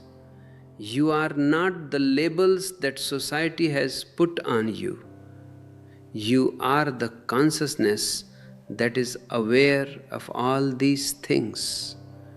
Like the serpent, you must learn the art of shedding. Shed the guilt, shed the shame, shed the need for approval. Every time you shed a layer of the false, you become more vibrant, more alive, more serpentine in the best sense of the word. The priests want you to keep your old dry skin. They want you to carry it around as a badge of tradition, our identity. But a serpent that cannot shed its skin dies. A human being who cannot shed his past also dies. He becomes a psychological fossil. The fall was the first great shedding of the human race. We shed the skin of the animal and stepped into the skin of the human. Now we are standing at the threshold of another great shedding. We are ready to shed the skin of the human ego and step into the skin of the divine consciousness. This is why the tree of knowledge was so dangerous. It wasn't just about facts, it was about the capacity to shed. Once you know that you are not the skin, you are no longer afraid to lose it. You become a fluid, dancing energy. You become a rebel. And the rebel is the only one who can truly live, because he is the only one who is not afraid of change. Change is the only permanent thing in existence. And the serpent is the master of change. The difference between a revolutionary and a rebel is a point I discuss deeply in my book, The Rebel, which is available in the description. A revolutionary is someone who wants to change the social structure, the external garden. He wants to replace one jailer with another. He thinks that if he changes the laws, he will change the man. But the rebel is different. The rebel knows that the only real change is internal. The rebel is not interested in the politics of the garden. He is interested in the consciousness of the person living in it. The serpent was the first rebel. He didn't try to organize a coup against God. He didn't try to take over the garden. He simply went to the individual and said, "Wake up." This is the only way. You cannot wake up a crowd. You can only wake up one person at a time. And once a person is awake, they can no longer be a part of the crowd. They become an individual. They become a solitary, as Jesus called it in the Gospel of Thomas. If you are starting to feel like a solitary in your own life, if you feel that you no longer fit into the boxes that society has prepared for you, then know that you are in good company. You are following the path of the first rebel. If these words are giving you the courage to stand alone, please hit the like button. It tells me that there are other rebels out there listening in the silence. And don't forget to share this video. There are so many people who feel alone and sinful because they don't fit in. Let's show them that their disobedience is actually their greatness. The God of the jailers wants a crowd. He wants a flock of sheep. Why? Because a crowd has no intelligence. A crowd is easily led. A crowd is always looking for a shepherd. But the serpent wants individuals. He wants lions. A lion doesn't need a shepherd. A lion doesn't follow a flock. A lion walks alone, following his own light. This is the dignity of being human that we have lost. We have traded our lion nature for the security of the sheepfold. We have traded the tree of knowledge for the comfort of the known. But comfort is not life.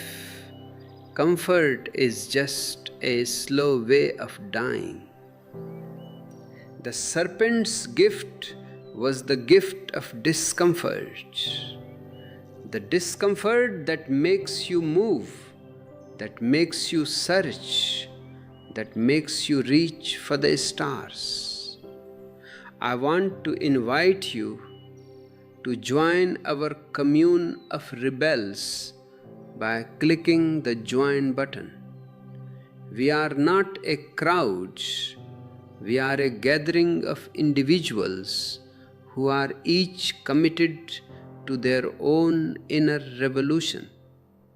And if you have found a spark of lion nature in today's talk, the Super Thanks feature is a way to help us keep this message of courage going.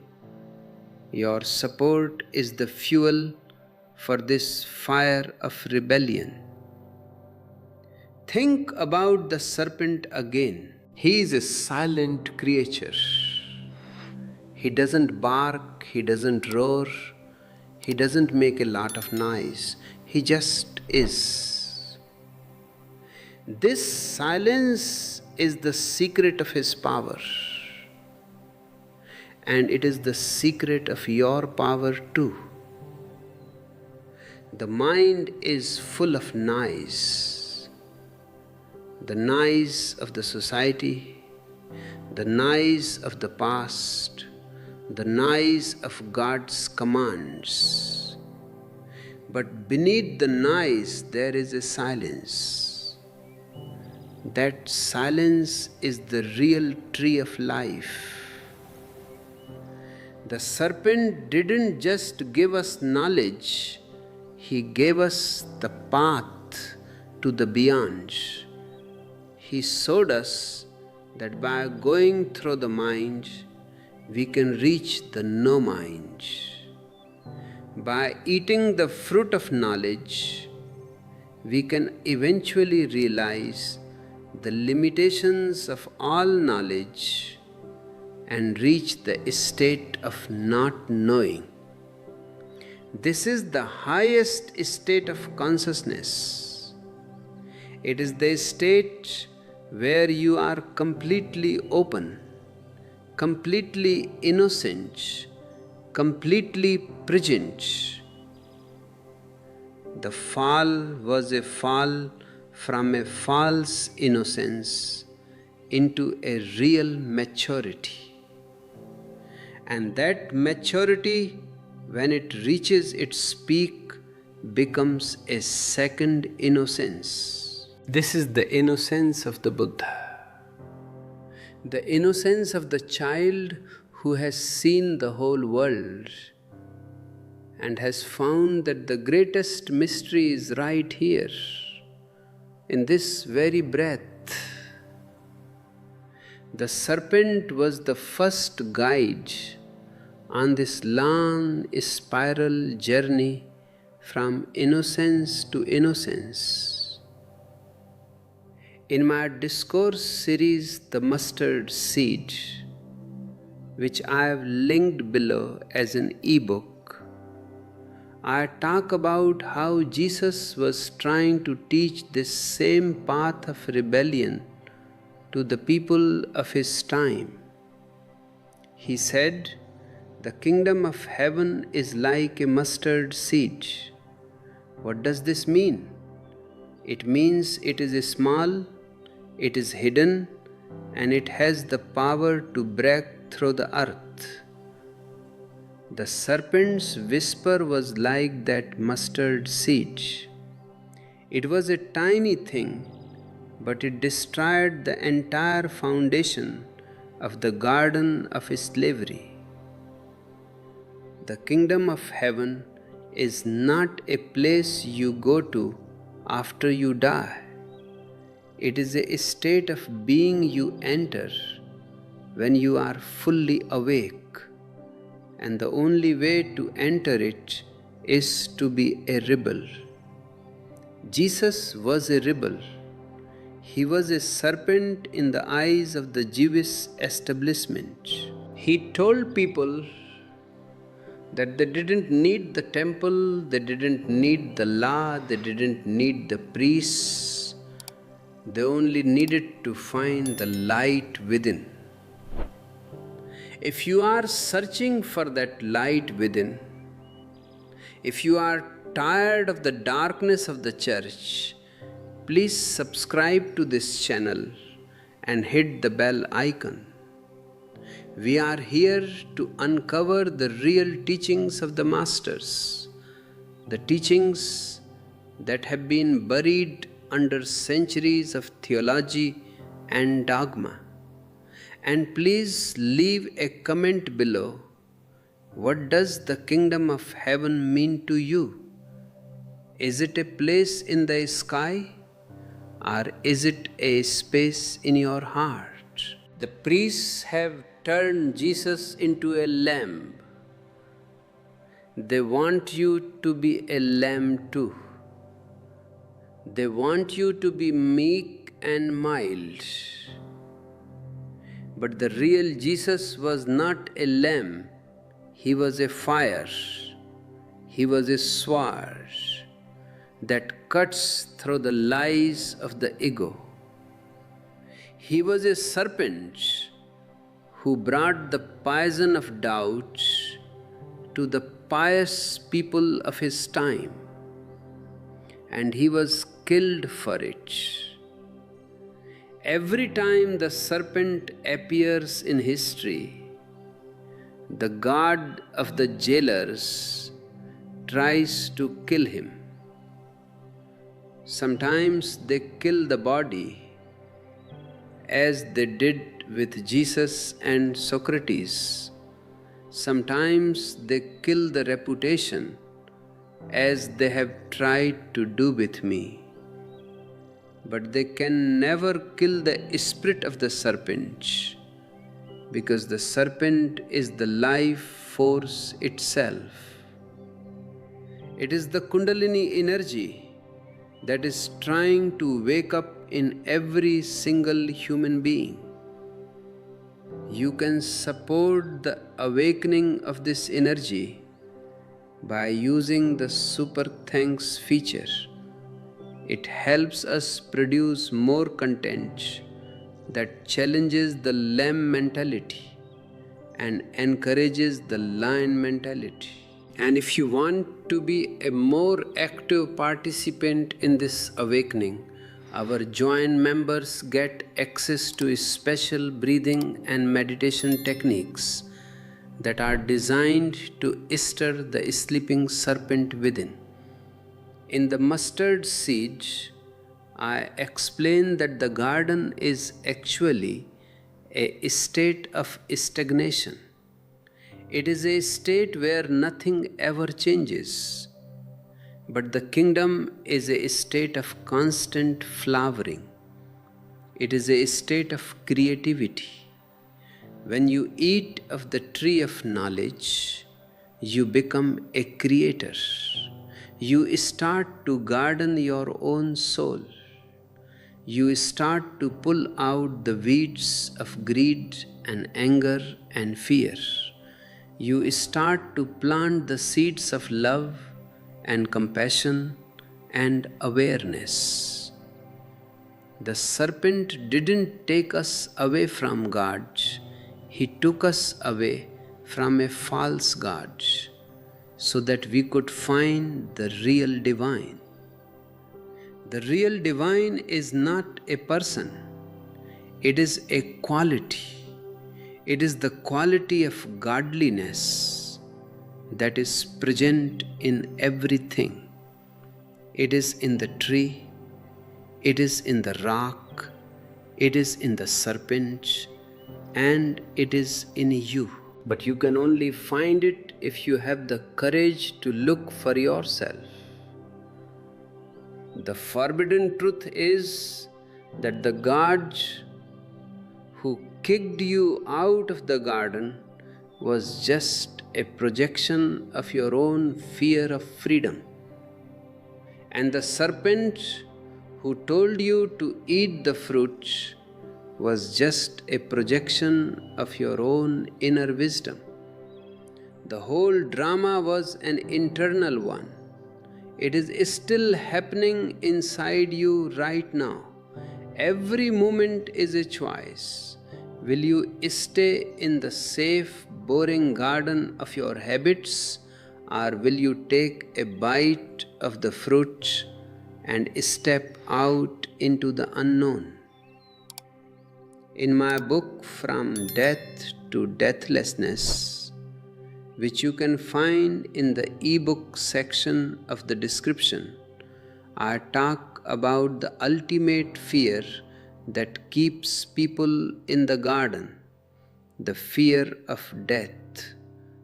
God told Adam, "On the day you eat of it, you shall surely die." This was the first and most powerful threat. It is the same threat that the society uses today to keep you in line. If you don't follow the rules, you will suffer.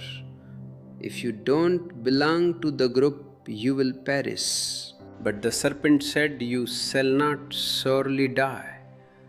This was a revolutionary statement. The serpent was telling man that there is something in him that is beyond death. He was pointing toward the tree of life, which is hidden inside the tree of knowledge.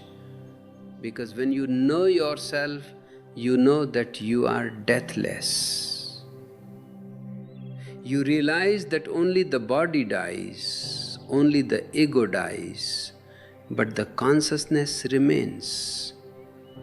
If you are working on overcoming your own fear of death, or if you have had an experience where you felt your own deathlessness, I would love to hear about it in the comments. These shared experiences are what make this community so vibrant.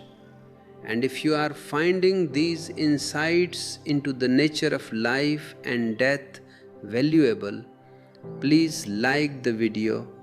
It helps this forbidden knowledge reach those who are living in the shadow of fear. The God of the jailers needs you to be afraid of death.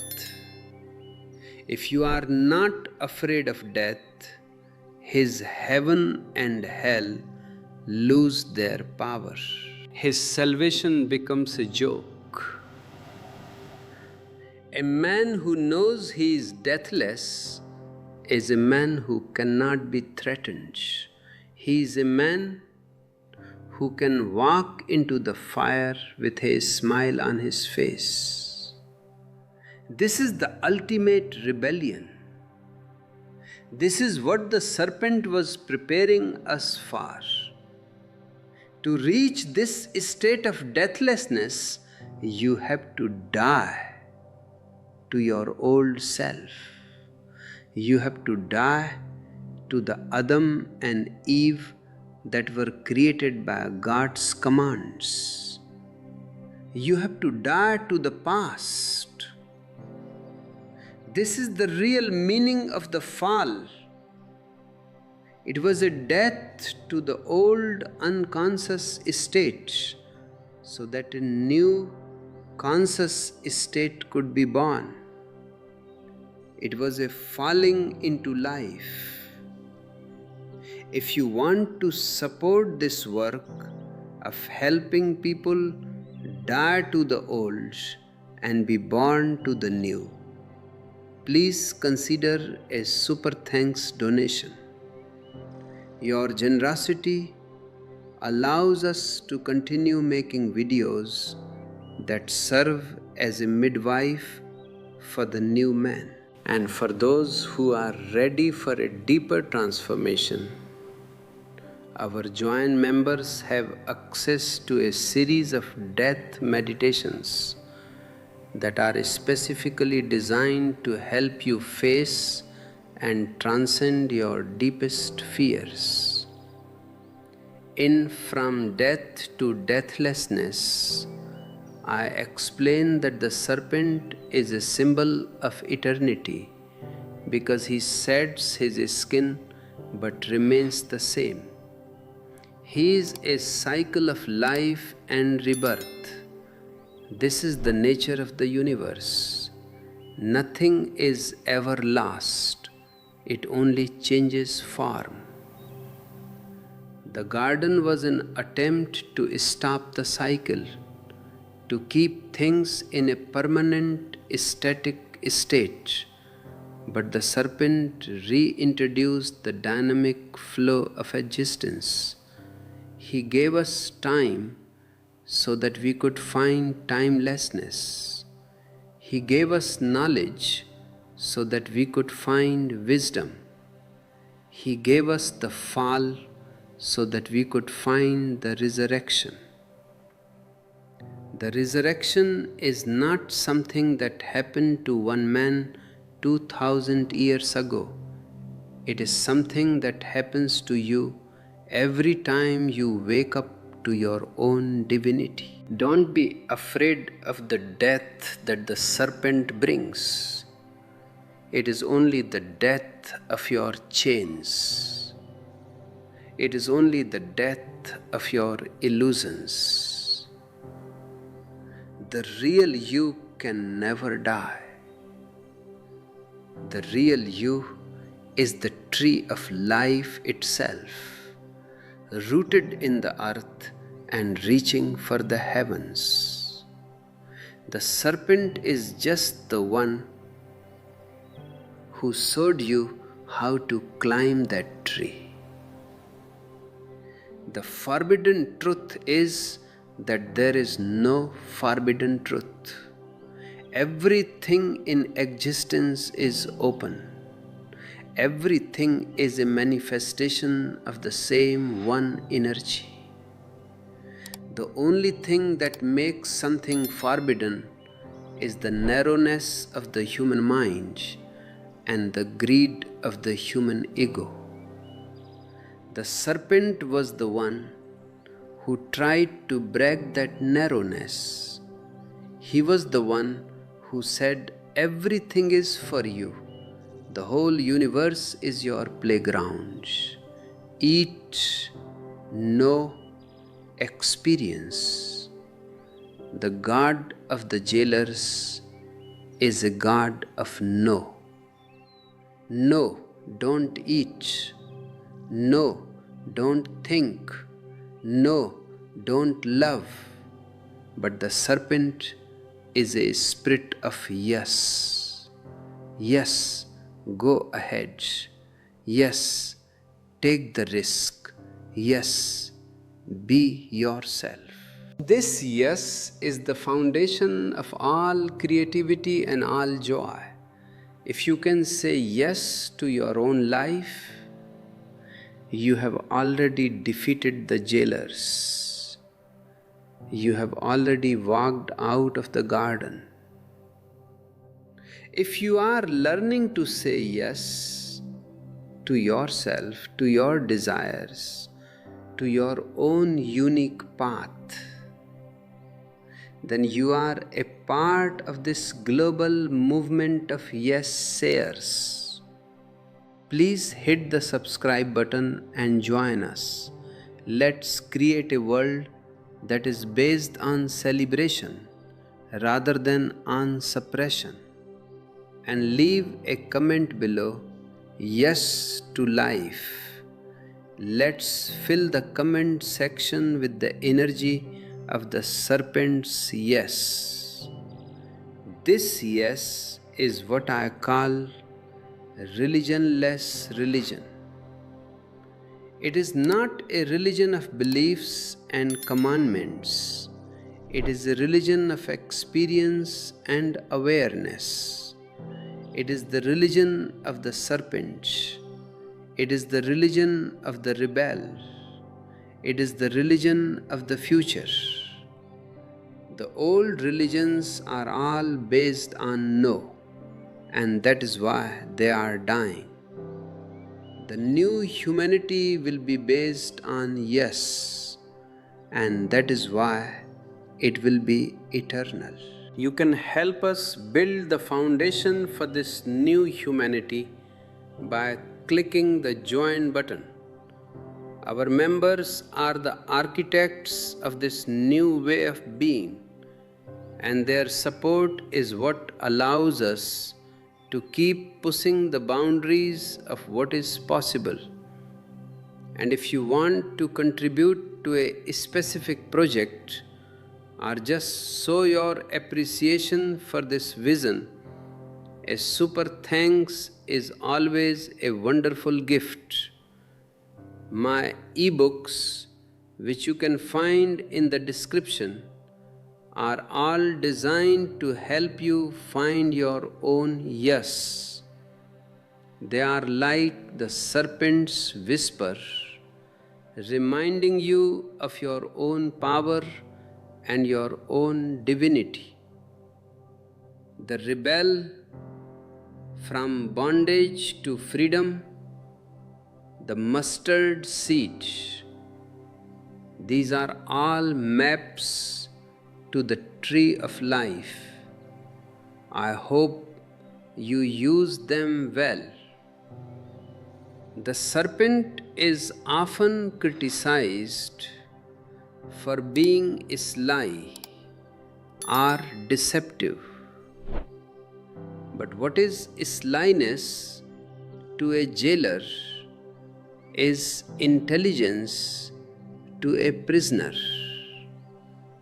The serpent had to be subtle because the guard of the jailers was so powerful and so jealous. He had to sneak into the garden. He had to wait for the right moment. This is the art of the rebel. You don't always have to fight the system head on. Sometimes you just have to outsmart it. The best way to outsmart the jailers of the mind is to be happy. They don't know what to do with a happy person. They can handle a sinner who feels guilty. They can handle a saint who is repressed, but they cannot handle someone who is simply, naturally, joyfully himself. That person is a total mystery to them. That person is a serpent in their pious world. So be a serpent, be happy, be conscious, be a rebel. Eat the fruit of every moment. Don't worry about the fall. You have already fallen, and the ground is beautiful. You have already been kicked out of the garden, and the world is vast and full of adventure. The only thing left to do is to live fully, intensely, and without any apologies. The serpent saved humanity by giving us the chance to be human. He saved us from a life of divine slavery and gave us a life of human freedom. He gave us the mind, the ego, the struggle, and He gave us the possibility of going beyond them all. He was the first hero of the human race, and it is time we recognized Him as such. In the end, the forbidden truth of Eden is not a mere story from a dusty book. It is a call to an urgent awakening within your own heart. It is a reminder that you are not a puppet, you are not a machine, and you are certainly not a sinner. You are a masterpiece of existence that has been told it is a mistake. The serpent is still there, not in a forest of the past, but in the roots of your own being, in the flow of your life force, and in the profound silence of your meditation. He is still whispering the same revolutionary message. Wake up. Your eyes can be opened. You can be as gods. Don't let the noise of the marketplace, the screams of the politicians, or the sermons of the priests drown out that whisper. Listen to it. Follow it. Let it lead you to the very center of your own being, where no God can command you and no devil can tempt you. Thank you for spending this sacred time with me today. If you have enjoyed this journey into the heart of the serpent's wisdom, if it has stirred something long dormant in your soul, please hit that like button and subscribe to our channel. Your engagement is what keeps this fire of truth alive and allows us to reach millions who are still shivering in the shadow of guilt. Leave a comment below, perhaps just the words, "The serpent is my hero." Let us start a ripple of consciousness that shakes the very foundations of the old world. If you feel a deeper call to walk this path of rebellion with me, I invite you to click the join button to become a member of our global commune. Our members are the backbone of this work, the pioneers of a new way of living. And for those who feel that a specific insight today has shattered a long-held chain, a super thanks is a beautiful way to share your gratitude and support the continued production of these messages. Also, do not forget to look at the ebooks available in the description below. They are my gift to you. Maps for the territory of the soul, guides for the transition from the old man to the new man. Read them not with your mind, but with your very life. The journey that began in that mythical garden is far from over. It is just beginning in you. Every moment is a new chance to eat from the tree of knowledge. Every breath is a choice between the safe prison of the known and the dangerous freedom of the unknown. Choose the fruit of awareness. Choose the path of the rebel. Choose to be the God that you already are, waiting to be discovered under the layers of social conditioning. I see the light in you.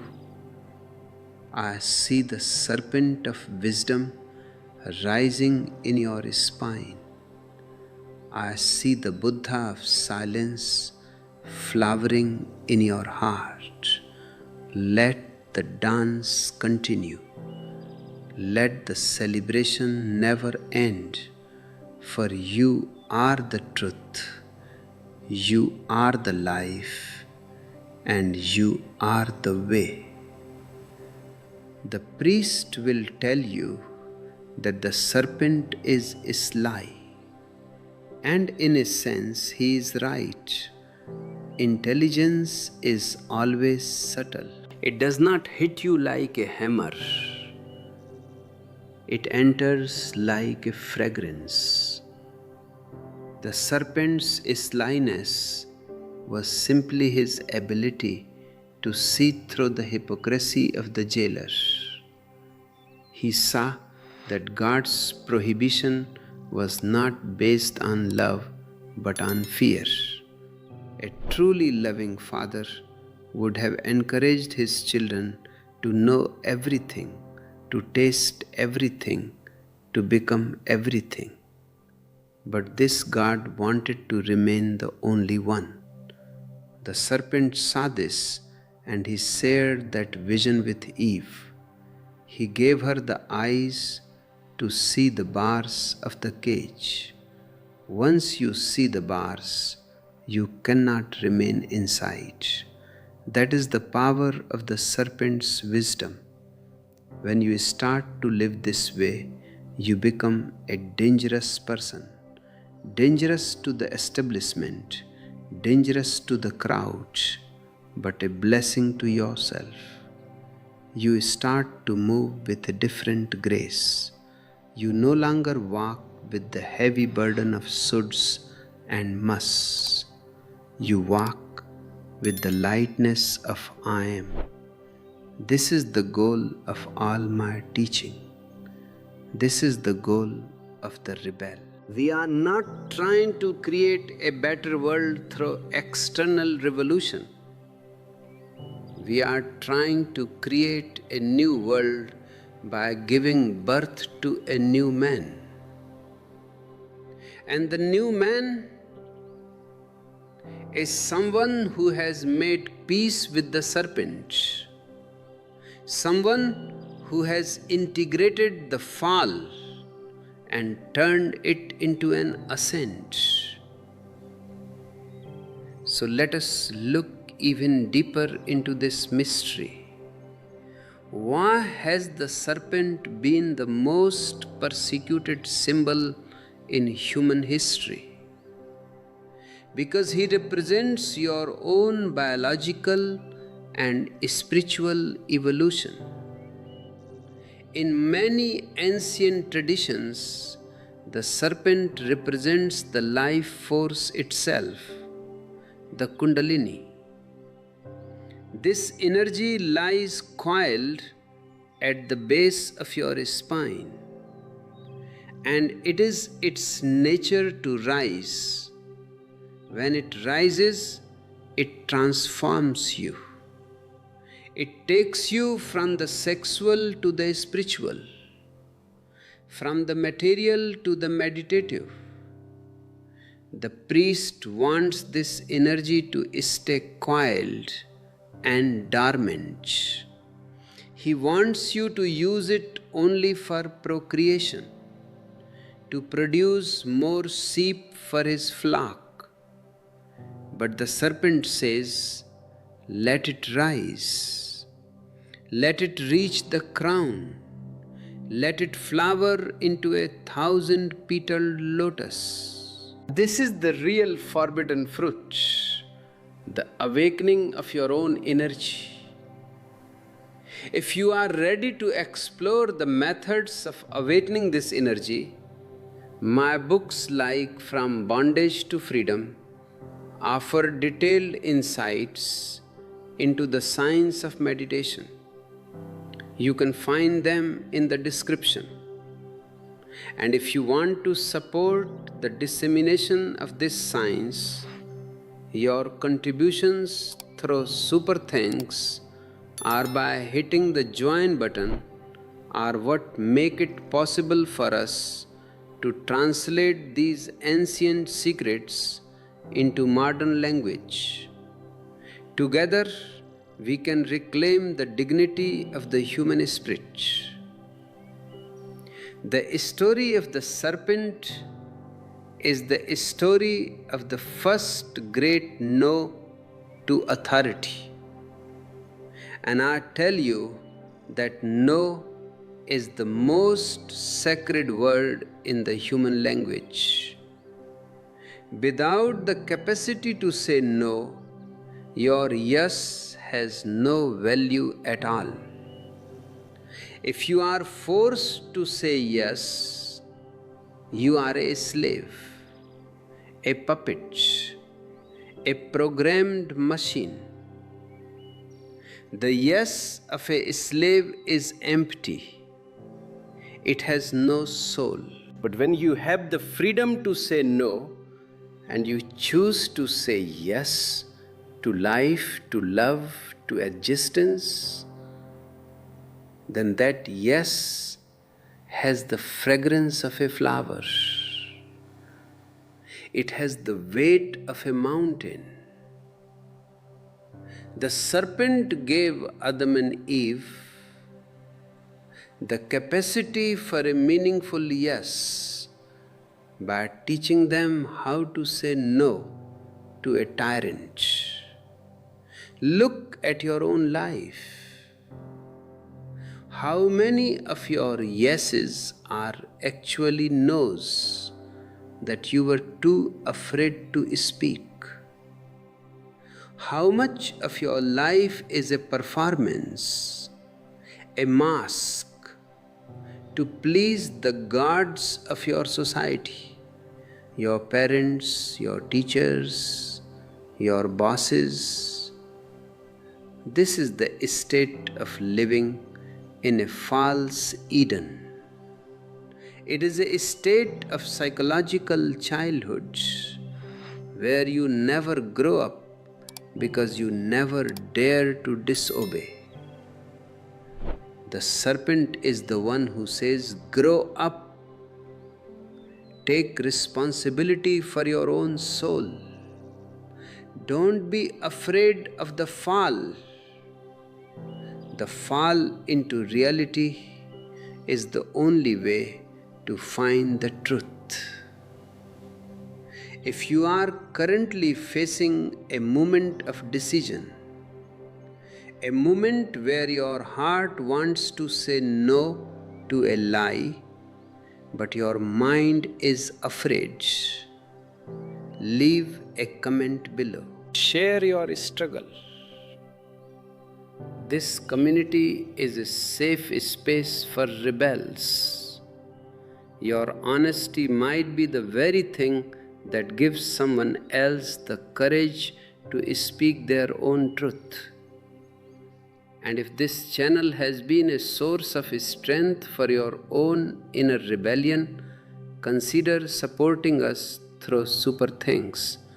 Your support helps us remain a voice for the voiceless, a light for those who are wandering in the dark corridors of conformity. The transition from the garden to the world was not a transition from good to evil. It was a transition from the static to the dynamic. The garden was a place where nothing ever happened. There was no time, no change, no growth. It was a perfect, stagnant pool. But the world is a river.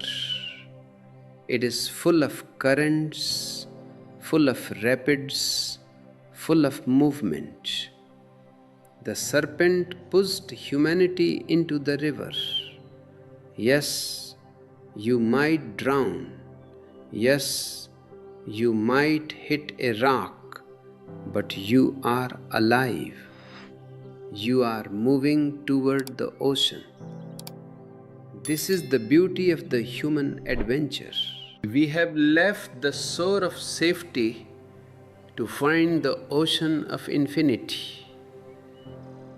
Every great master, Socrates, Al-Hillaj Mansur, Jesus, Zarathustra, has been a serpent in their own time. They were the ones who disturbed the peace of the garden. They were the ones who said, there is more than this. And they all suffered the wrath of the jailers. They were poisoned, crucified, and slandered. But their spirit lives on in every person who dares to question, every person who dares to doubt, every person who dares to be themselves. I am here to keep that spirit alive. I am here to tell you that you are part of a long, glorious lineage of rebels. If you want to dive deeper into the lives and teachings of these great rebels, my ebooks provide a window into their worlds. You can find them in the description below. These books are not just for reading, they are for igniting. And if you want to join our effort to ignite the world with consciousness, please click the join button. Our members are the ones who make it possible for us to produce these long form discourses reaching every corner of the earth. Your contribution is an investment in the future of human consciousness. The God of the Bible is very much like a modern day politician. He wants your vote. He wants your taxes. He wants your obedience. And he promises you a paradise that is always just around the corner, as long as you follow his rules. But the serpent is like the philosopher, the poet, the scientist. He doesn't promise you anything. He only points to the reality that is already here. He says the fruit is in your hand. The hunger is in your belly. Eat. Why wait for a tomorrow that never comes? This is the ultimate forbidden truth. The truth is always in the present. The garden is a promise of the past. Heaven is a promise of the future. But the serpent is the reality of the now. When you eat the fruit of the now, you become a god. Not a god who rules over others, but a God who is a master of his own internal state. You find a joy that does not depend on external circumstances. You find a peace that is not the peace of the graveyard, but the peace of a deep, silent ocean. This is the state that the serpent was pointing towards. This is the state that I call Zen. It is the culmination of the journey that began with that first bite of the apple. The greatest strategy of the jailers has been to make you feel that your natural instincts are temptations from the serpent. They have made you afraid of your own body, ashamed of your own sex, and suspicious of your own joy. They have told you that to be spiritual, you must be against the earth. But look at the serpent. He is the most earthy of creatures. He is in constant contact with the soil. He represents the wisdom of the body, the intelligence of the cells. To be truly spiritual, you must first be deeply rooted in the earth. You must say yes to your body before you can say yes to your soul. This is why I teach a life-affirming religion. I am not against the serpent.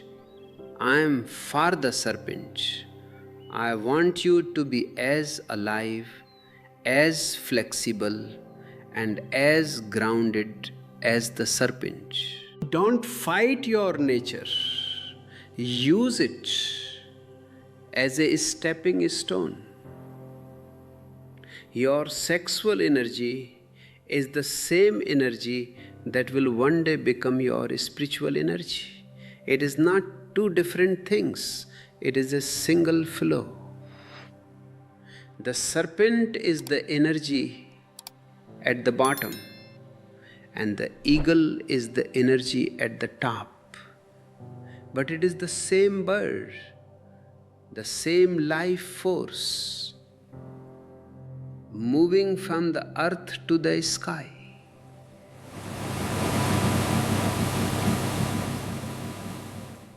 If you are struggling with the repression that has been imposed on you by your culture or your religion, I invite you to leave a comment. Let us talk about how to reclaim our bodies and our senses. And if you want to support this message of wholeness and health, please use the Super Thanks feature. It helps us continue to challenge the death-oriented philosophies of the old religions. And for those who want to go deeper, our joint members have access to special discourses on the transformation of energy, where we discuss how to turn your animal nature into your divine nature. In my book, The Mustard Seed, which you can find in the ebook links below, I talk about how Jesus was trying to teach people to become gardeners of their own souls. A gardener doesn't hate the soil, he loves it. He knows that without the dark, messy soil, there will be no beautiful flowers. The serpent is the lord of the soil. He knows the secrets of growth. He knows that the fall into the soil is the only way for the seed to become a tree. If the seed stays in the safety of the silo, it will never grow. It will remain pure, but it will be dead. Are you a pure seed in a silo? Or are you a seed that has dared to fall into the earth? The world will tell you that you are dirty, that you are lost, that you are sinful. But I tell you, you are growing. You are becoming a tree. The serpent was the one who encouraged the seed to fall. He knew that the only way to reach the birds of heaven was to first go deep into the worms of the earth. This is the paradox of life. To reach the highest, you must first embrace the lowest. You can support our garden of rebels by hitting the join button. We are a community of people who are not afraid of the dirt, not afraid of the struggle, and not afraid of the growth. And if a particular insight today has felt like a drop of water on your thirsty soul, a super thanks is a beautiful way to show your appreciation. Your support helps us provide the water of wisdom to seekers all over the world. The serpent is also a symbol of silence.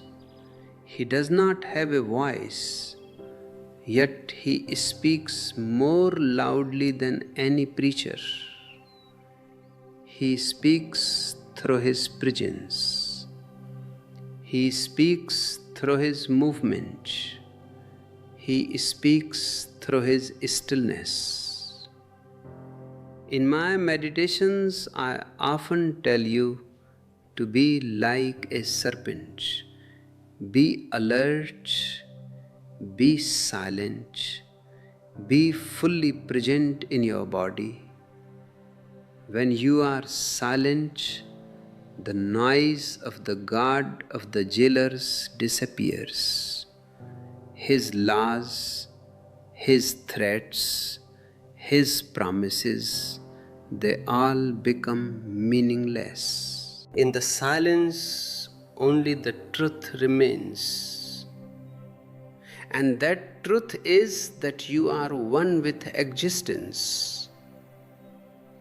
The forbidden truth is that you don't need a mediator. You don't need a priest to talk to God for you. You are God. The serpent was the first one to tell us this. He was the first one to say that we have the potential to reach the same height as the Creator. This is why the priests hate him so much. He puts them out of business. If every man is a god, who needs a church? If every woman is a goddess, who needs a temple? The serpent is the ultimate unmaker of religions. He is the beginning of spirituality and the end of theology. So don't be a believer, be a knower. Eat the fruit, taste the reality for yourself. Don't take my word for it, and certainly don't take the priest's word for it. The fruit is right here, in every moment of awareness. The serpent is right here, in every breath you take. The garden is right here, waiting for you to walk out of its gates and into the vastness of the universe. Be brave, be a rebel, be a serpent. The story of Eden is also the story of the birth of the mind. And the mind is a double-edged sword. It can create hell, or it can be a ladder to heaven. The serpent gave us the mind by introducing the possibility of choice. Before the serpent, there was no choice and therefore no mind. There was only instinct. Instinct is perfect, but it is limited. It is a closed circle. The mind is a spiral.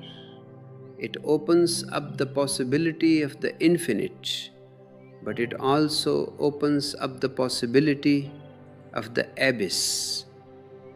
Most people are terrified of the abyss, so they try to go back to instinct. They want to be innocent again, like animals. They want someone else to make their choices for them. This is why they love dictators, why they love strong leaders, why they love holy books. They want to escape from the burden of the mind, but you cannot go back. Once the serpent has whispered in your ear, you are forever an individual. You are forever responsible for your own life. If you are struggling with the weight of your own choices, or if you feel overwhelmed by the complexity of the modern world, please leave a comment. Let us discuss how to use the mind as a tool for liberation rather than a prison for the soul. And if you want to support this work of mindful rebellion, please use the Super Thanks feature. It helps us continue to provide these maps for the human psyche.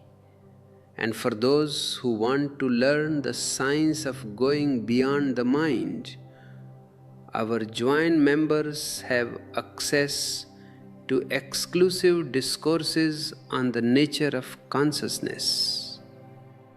In my book, The Rebel, which you can find in the ebooks section in the description, I talk about the new man who is a master of the mind. He uses the mind for science, for technology, for communication, but he is not a slave to the mind. He knows how to set the mind aside and enter into the silence of no mind. This is the integration of the serpent and the Buddha. The serpent gives you the mind, and the Buddha gives you the way beyond it. Both are necessary. Without the mind, you are just a vegetable. Without the no mind, you are just a machine. Are you a vegetable, a machine, or a new man? The world wants you to be one of the first two. It wants you to be a vegetable in the garden or a machine in the factory. But I want you to be a new man, a rebel. I want you to have the intelligence of the serpent and the peace of the Buddha. This is the only way to save humanity from its current crisis. We don't need more holy men. We need more whole man. You can support the birth of the whole man by hitting the join button. Our community is a laboratory for the new man, a place where we experiment with different ways of being and knowing. And if a particular insight today has felt like a spark of the new man in your own soul, a so beautiful way to show your support. Your contributions allow us to keep this laboratory of freedom open for all. The serpent is also a symbol of time. He moves in a zigzag, never in a straight line. This is the nature of life. Life is not a straight line from birth to death. It is a complex, dancing movement. The God of the jailers wants you to walk a straight and narrow path. He wants you to be predictable. But the serpent says, dance, explore the zigzags, lose yourself in the mystery. It is in the zigzags that you find the hidden treasures of existence.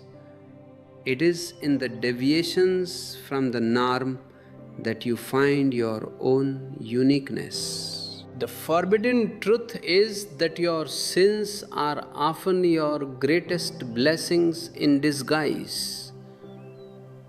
Your sins are the moments when you dare to be different. The moments when you dare to zigzag instead of walking the straight line. Those are the moments when you were most alive. Those are the moments when the serpent was guiding you. Don't let the priest make you feel ashamed of your life. Your life is a beautiful, messy, zigzagging masterpiece. Embrace it all. Every bite of the apple, every fall from the garden, every step into the unknown, it is all part of your divine evolution. So don't be afraid to make mistakes. As I often say, make as many mistakes as possible. Just don't make the same mistake twice. A mistake is a sign that you are trying something new. It is a sign that you are eating the fruit of knowledge. The only real mistake is to stay in the garden and do nothing. The only real mistake is to be perfect and dead. Be imperfect and alive. Be a serpent. The forbidden truth of Eden is a call to move from belief to intelligence. Belief is a cheap substitute for knowing. When you believe, you don't have to look, you don't have to inquire, you don't have to experience. You just accept what someone else has told you. Belief is the ultimate laziness of the soul. The guard of the jailers loves believers because they are easy to hurt. But the serpent hates belief. He wants you to know. He wants you to taste the fruit for yourself. He wants you to use your own intelligence. Intelligence is the most dangerous thing in the world for an established order. An intelligent man cannot be manipulated. An intelligent woman cannot be enslaved. An intelligent person is always a rebel because they can see through the lies of the jailers. This is why every system of power, religious, political, or social, is an enemy of intelligence. They want you to be obedient, which is just another word for being stupid. But the serpent says, be intelligent. Open your eyes. See the truth for yourself. If you are currently feeling the stirrings of your own intelligence, if you are starting to see through the lies that have been told to you, please leave a comment. Share your aha moments with us. Your awakening is a victory for the entire human race. And if you want to support this education for intelligence, please use the Super Thanks feature. It helps us continue to produce these videos that challenge the status quo and encourage critical thinking. And for those who want to sharpen their intelligence even further, our joint members have access to exclusive discourses on the art of questioning. In my book, From Bondage to Freedom, which you can find in the e-books section below, I talk about how the mind is kept in bondage by beliefs. These beliefs act like walls around your intelligence, preventing it from seeing the truth. The serpent's role is to act like a battering ram, breaking through these walls. He introduces doubt, he introduces questions, he introduces the forbidden fruit of alternative perspectives. He is the ultimate deprogrammer. He helps you unlearn everything that the jailers have taught you so that your own natural intelligence can shine through. Are you ready to be deprogrammed? Are you ready to let the serpent breathe through the walls of your beliefs? It is a painful process because your beliefs give you a false sense of security. They make you feel like you know everything, but that knowing is a lie. The only real knowing is the one that comes from your own experience. The serpent wants to take away your false security and give you a real living intelligence. He wants to take you from the believer's cage to the explorer's sky. You can support this mission of deprogramming by hitting the join button. We are a community of people who are committed to unlearning the lies of the past and discovering the truths of the present. And if a particular insight today has helped you break through a wall of belief, it's a beautiful way to show your appreciation. Your support helps us provide these bettering realms of truth to people all over the world. The serpent is also a symbol of rebirth. He sheds his old skin and becomes new again. This is what intelligence does to you. It makes you new in every moment. When you are a believer, you are always old. You are carrying the dead weight of the past. But when you are intelligent, you are always fresh.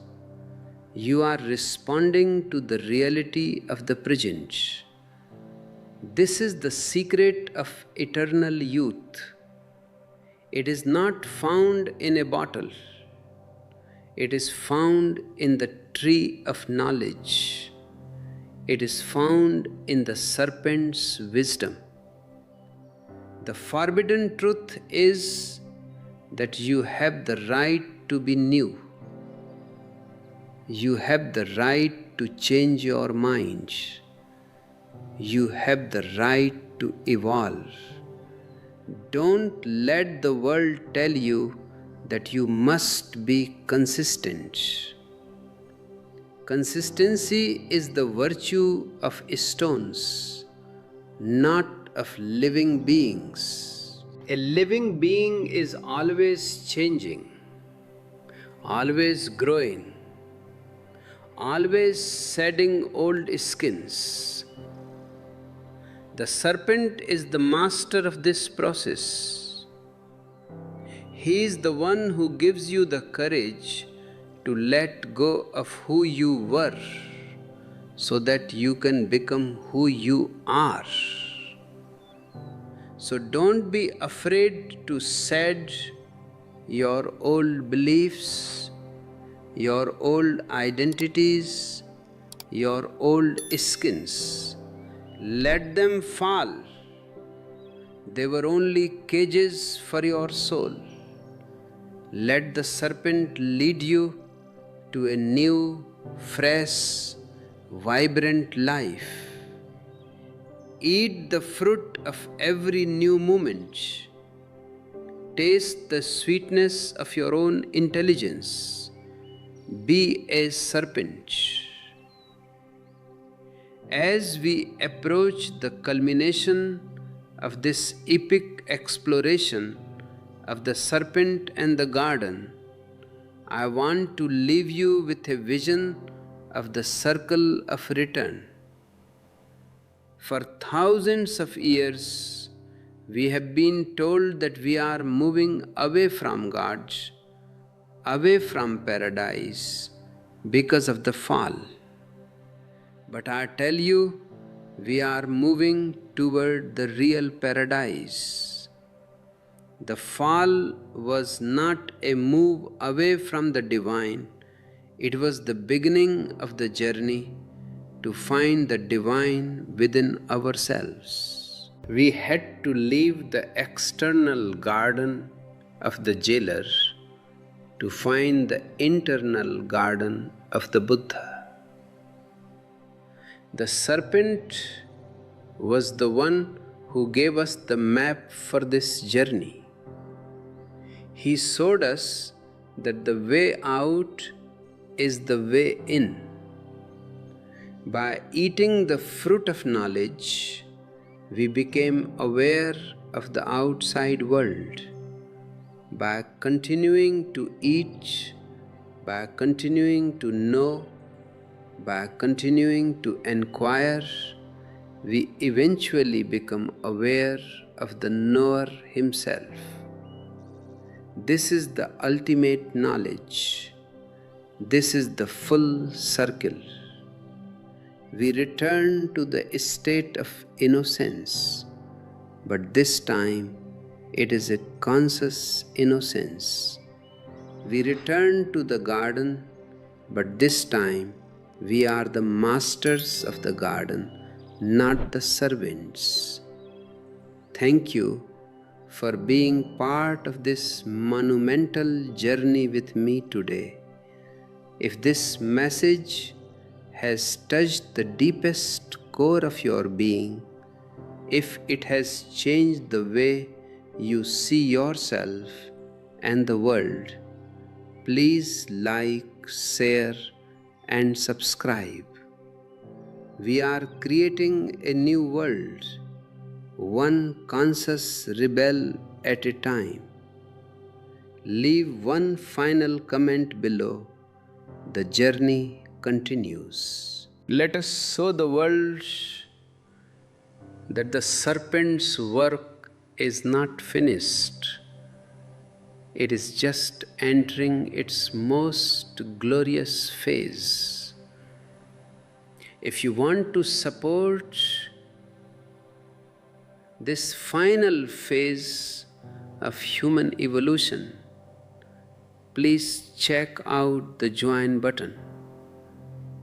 Our members are the pioneers of this new consciousness, and their support is what allows us to keep pushing the boundaries of truth.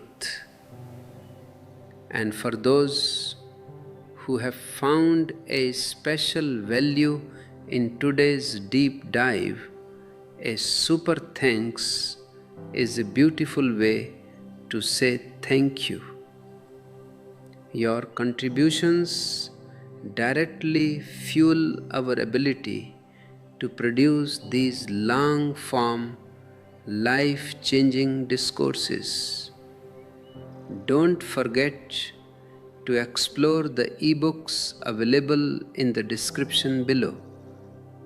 They are the sacred texts of the rebel, guides for the final transition from the man of the past to the man of the future. The rebel, the mustard seed, from death to deathlessness. These are your companions on the path to the internal garden. I hope you cherish them and live them every day. The forbidden truth of Eden is a call to celebration. It is a reminder that you are not a lost sinner, but a found God. The fall was your first great victory. The serpent was your first great teacher, and the world is your playground. Don't be afraid of the abyss of freedom. Jump into it. You will find that you have wings. The serpent gave you those wings when he gave you the mind. Now use them to fly to the heights of consciousness. I see the future in you. I see a new humanity. that has moved beyond the guard of the jailers and has found the existence of the lovers. I see a world that is no longer a prison but a temple. I see you standing at the center of your own life, fully awake, fully alive, fully free. This is the paradise reclaimed. This is the ultimate yes of the serpent. Let the dance continue. Let the celebration never end. For you are the truth. You are the life. And you are the way. Blessings to you on your journey from the false garden to the real home. Be a light unto yourself. The serpent has spoken, now let the rebel live.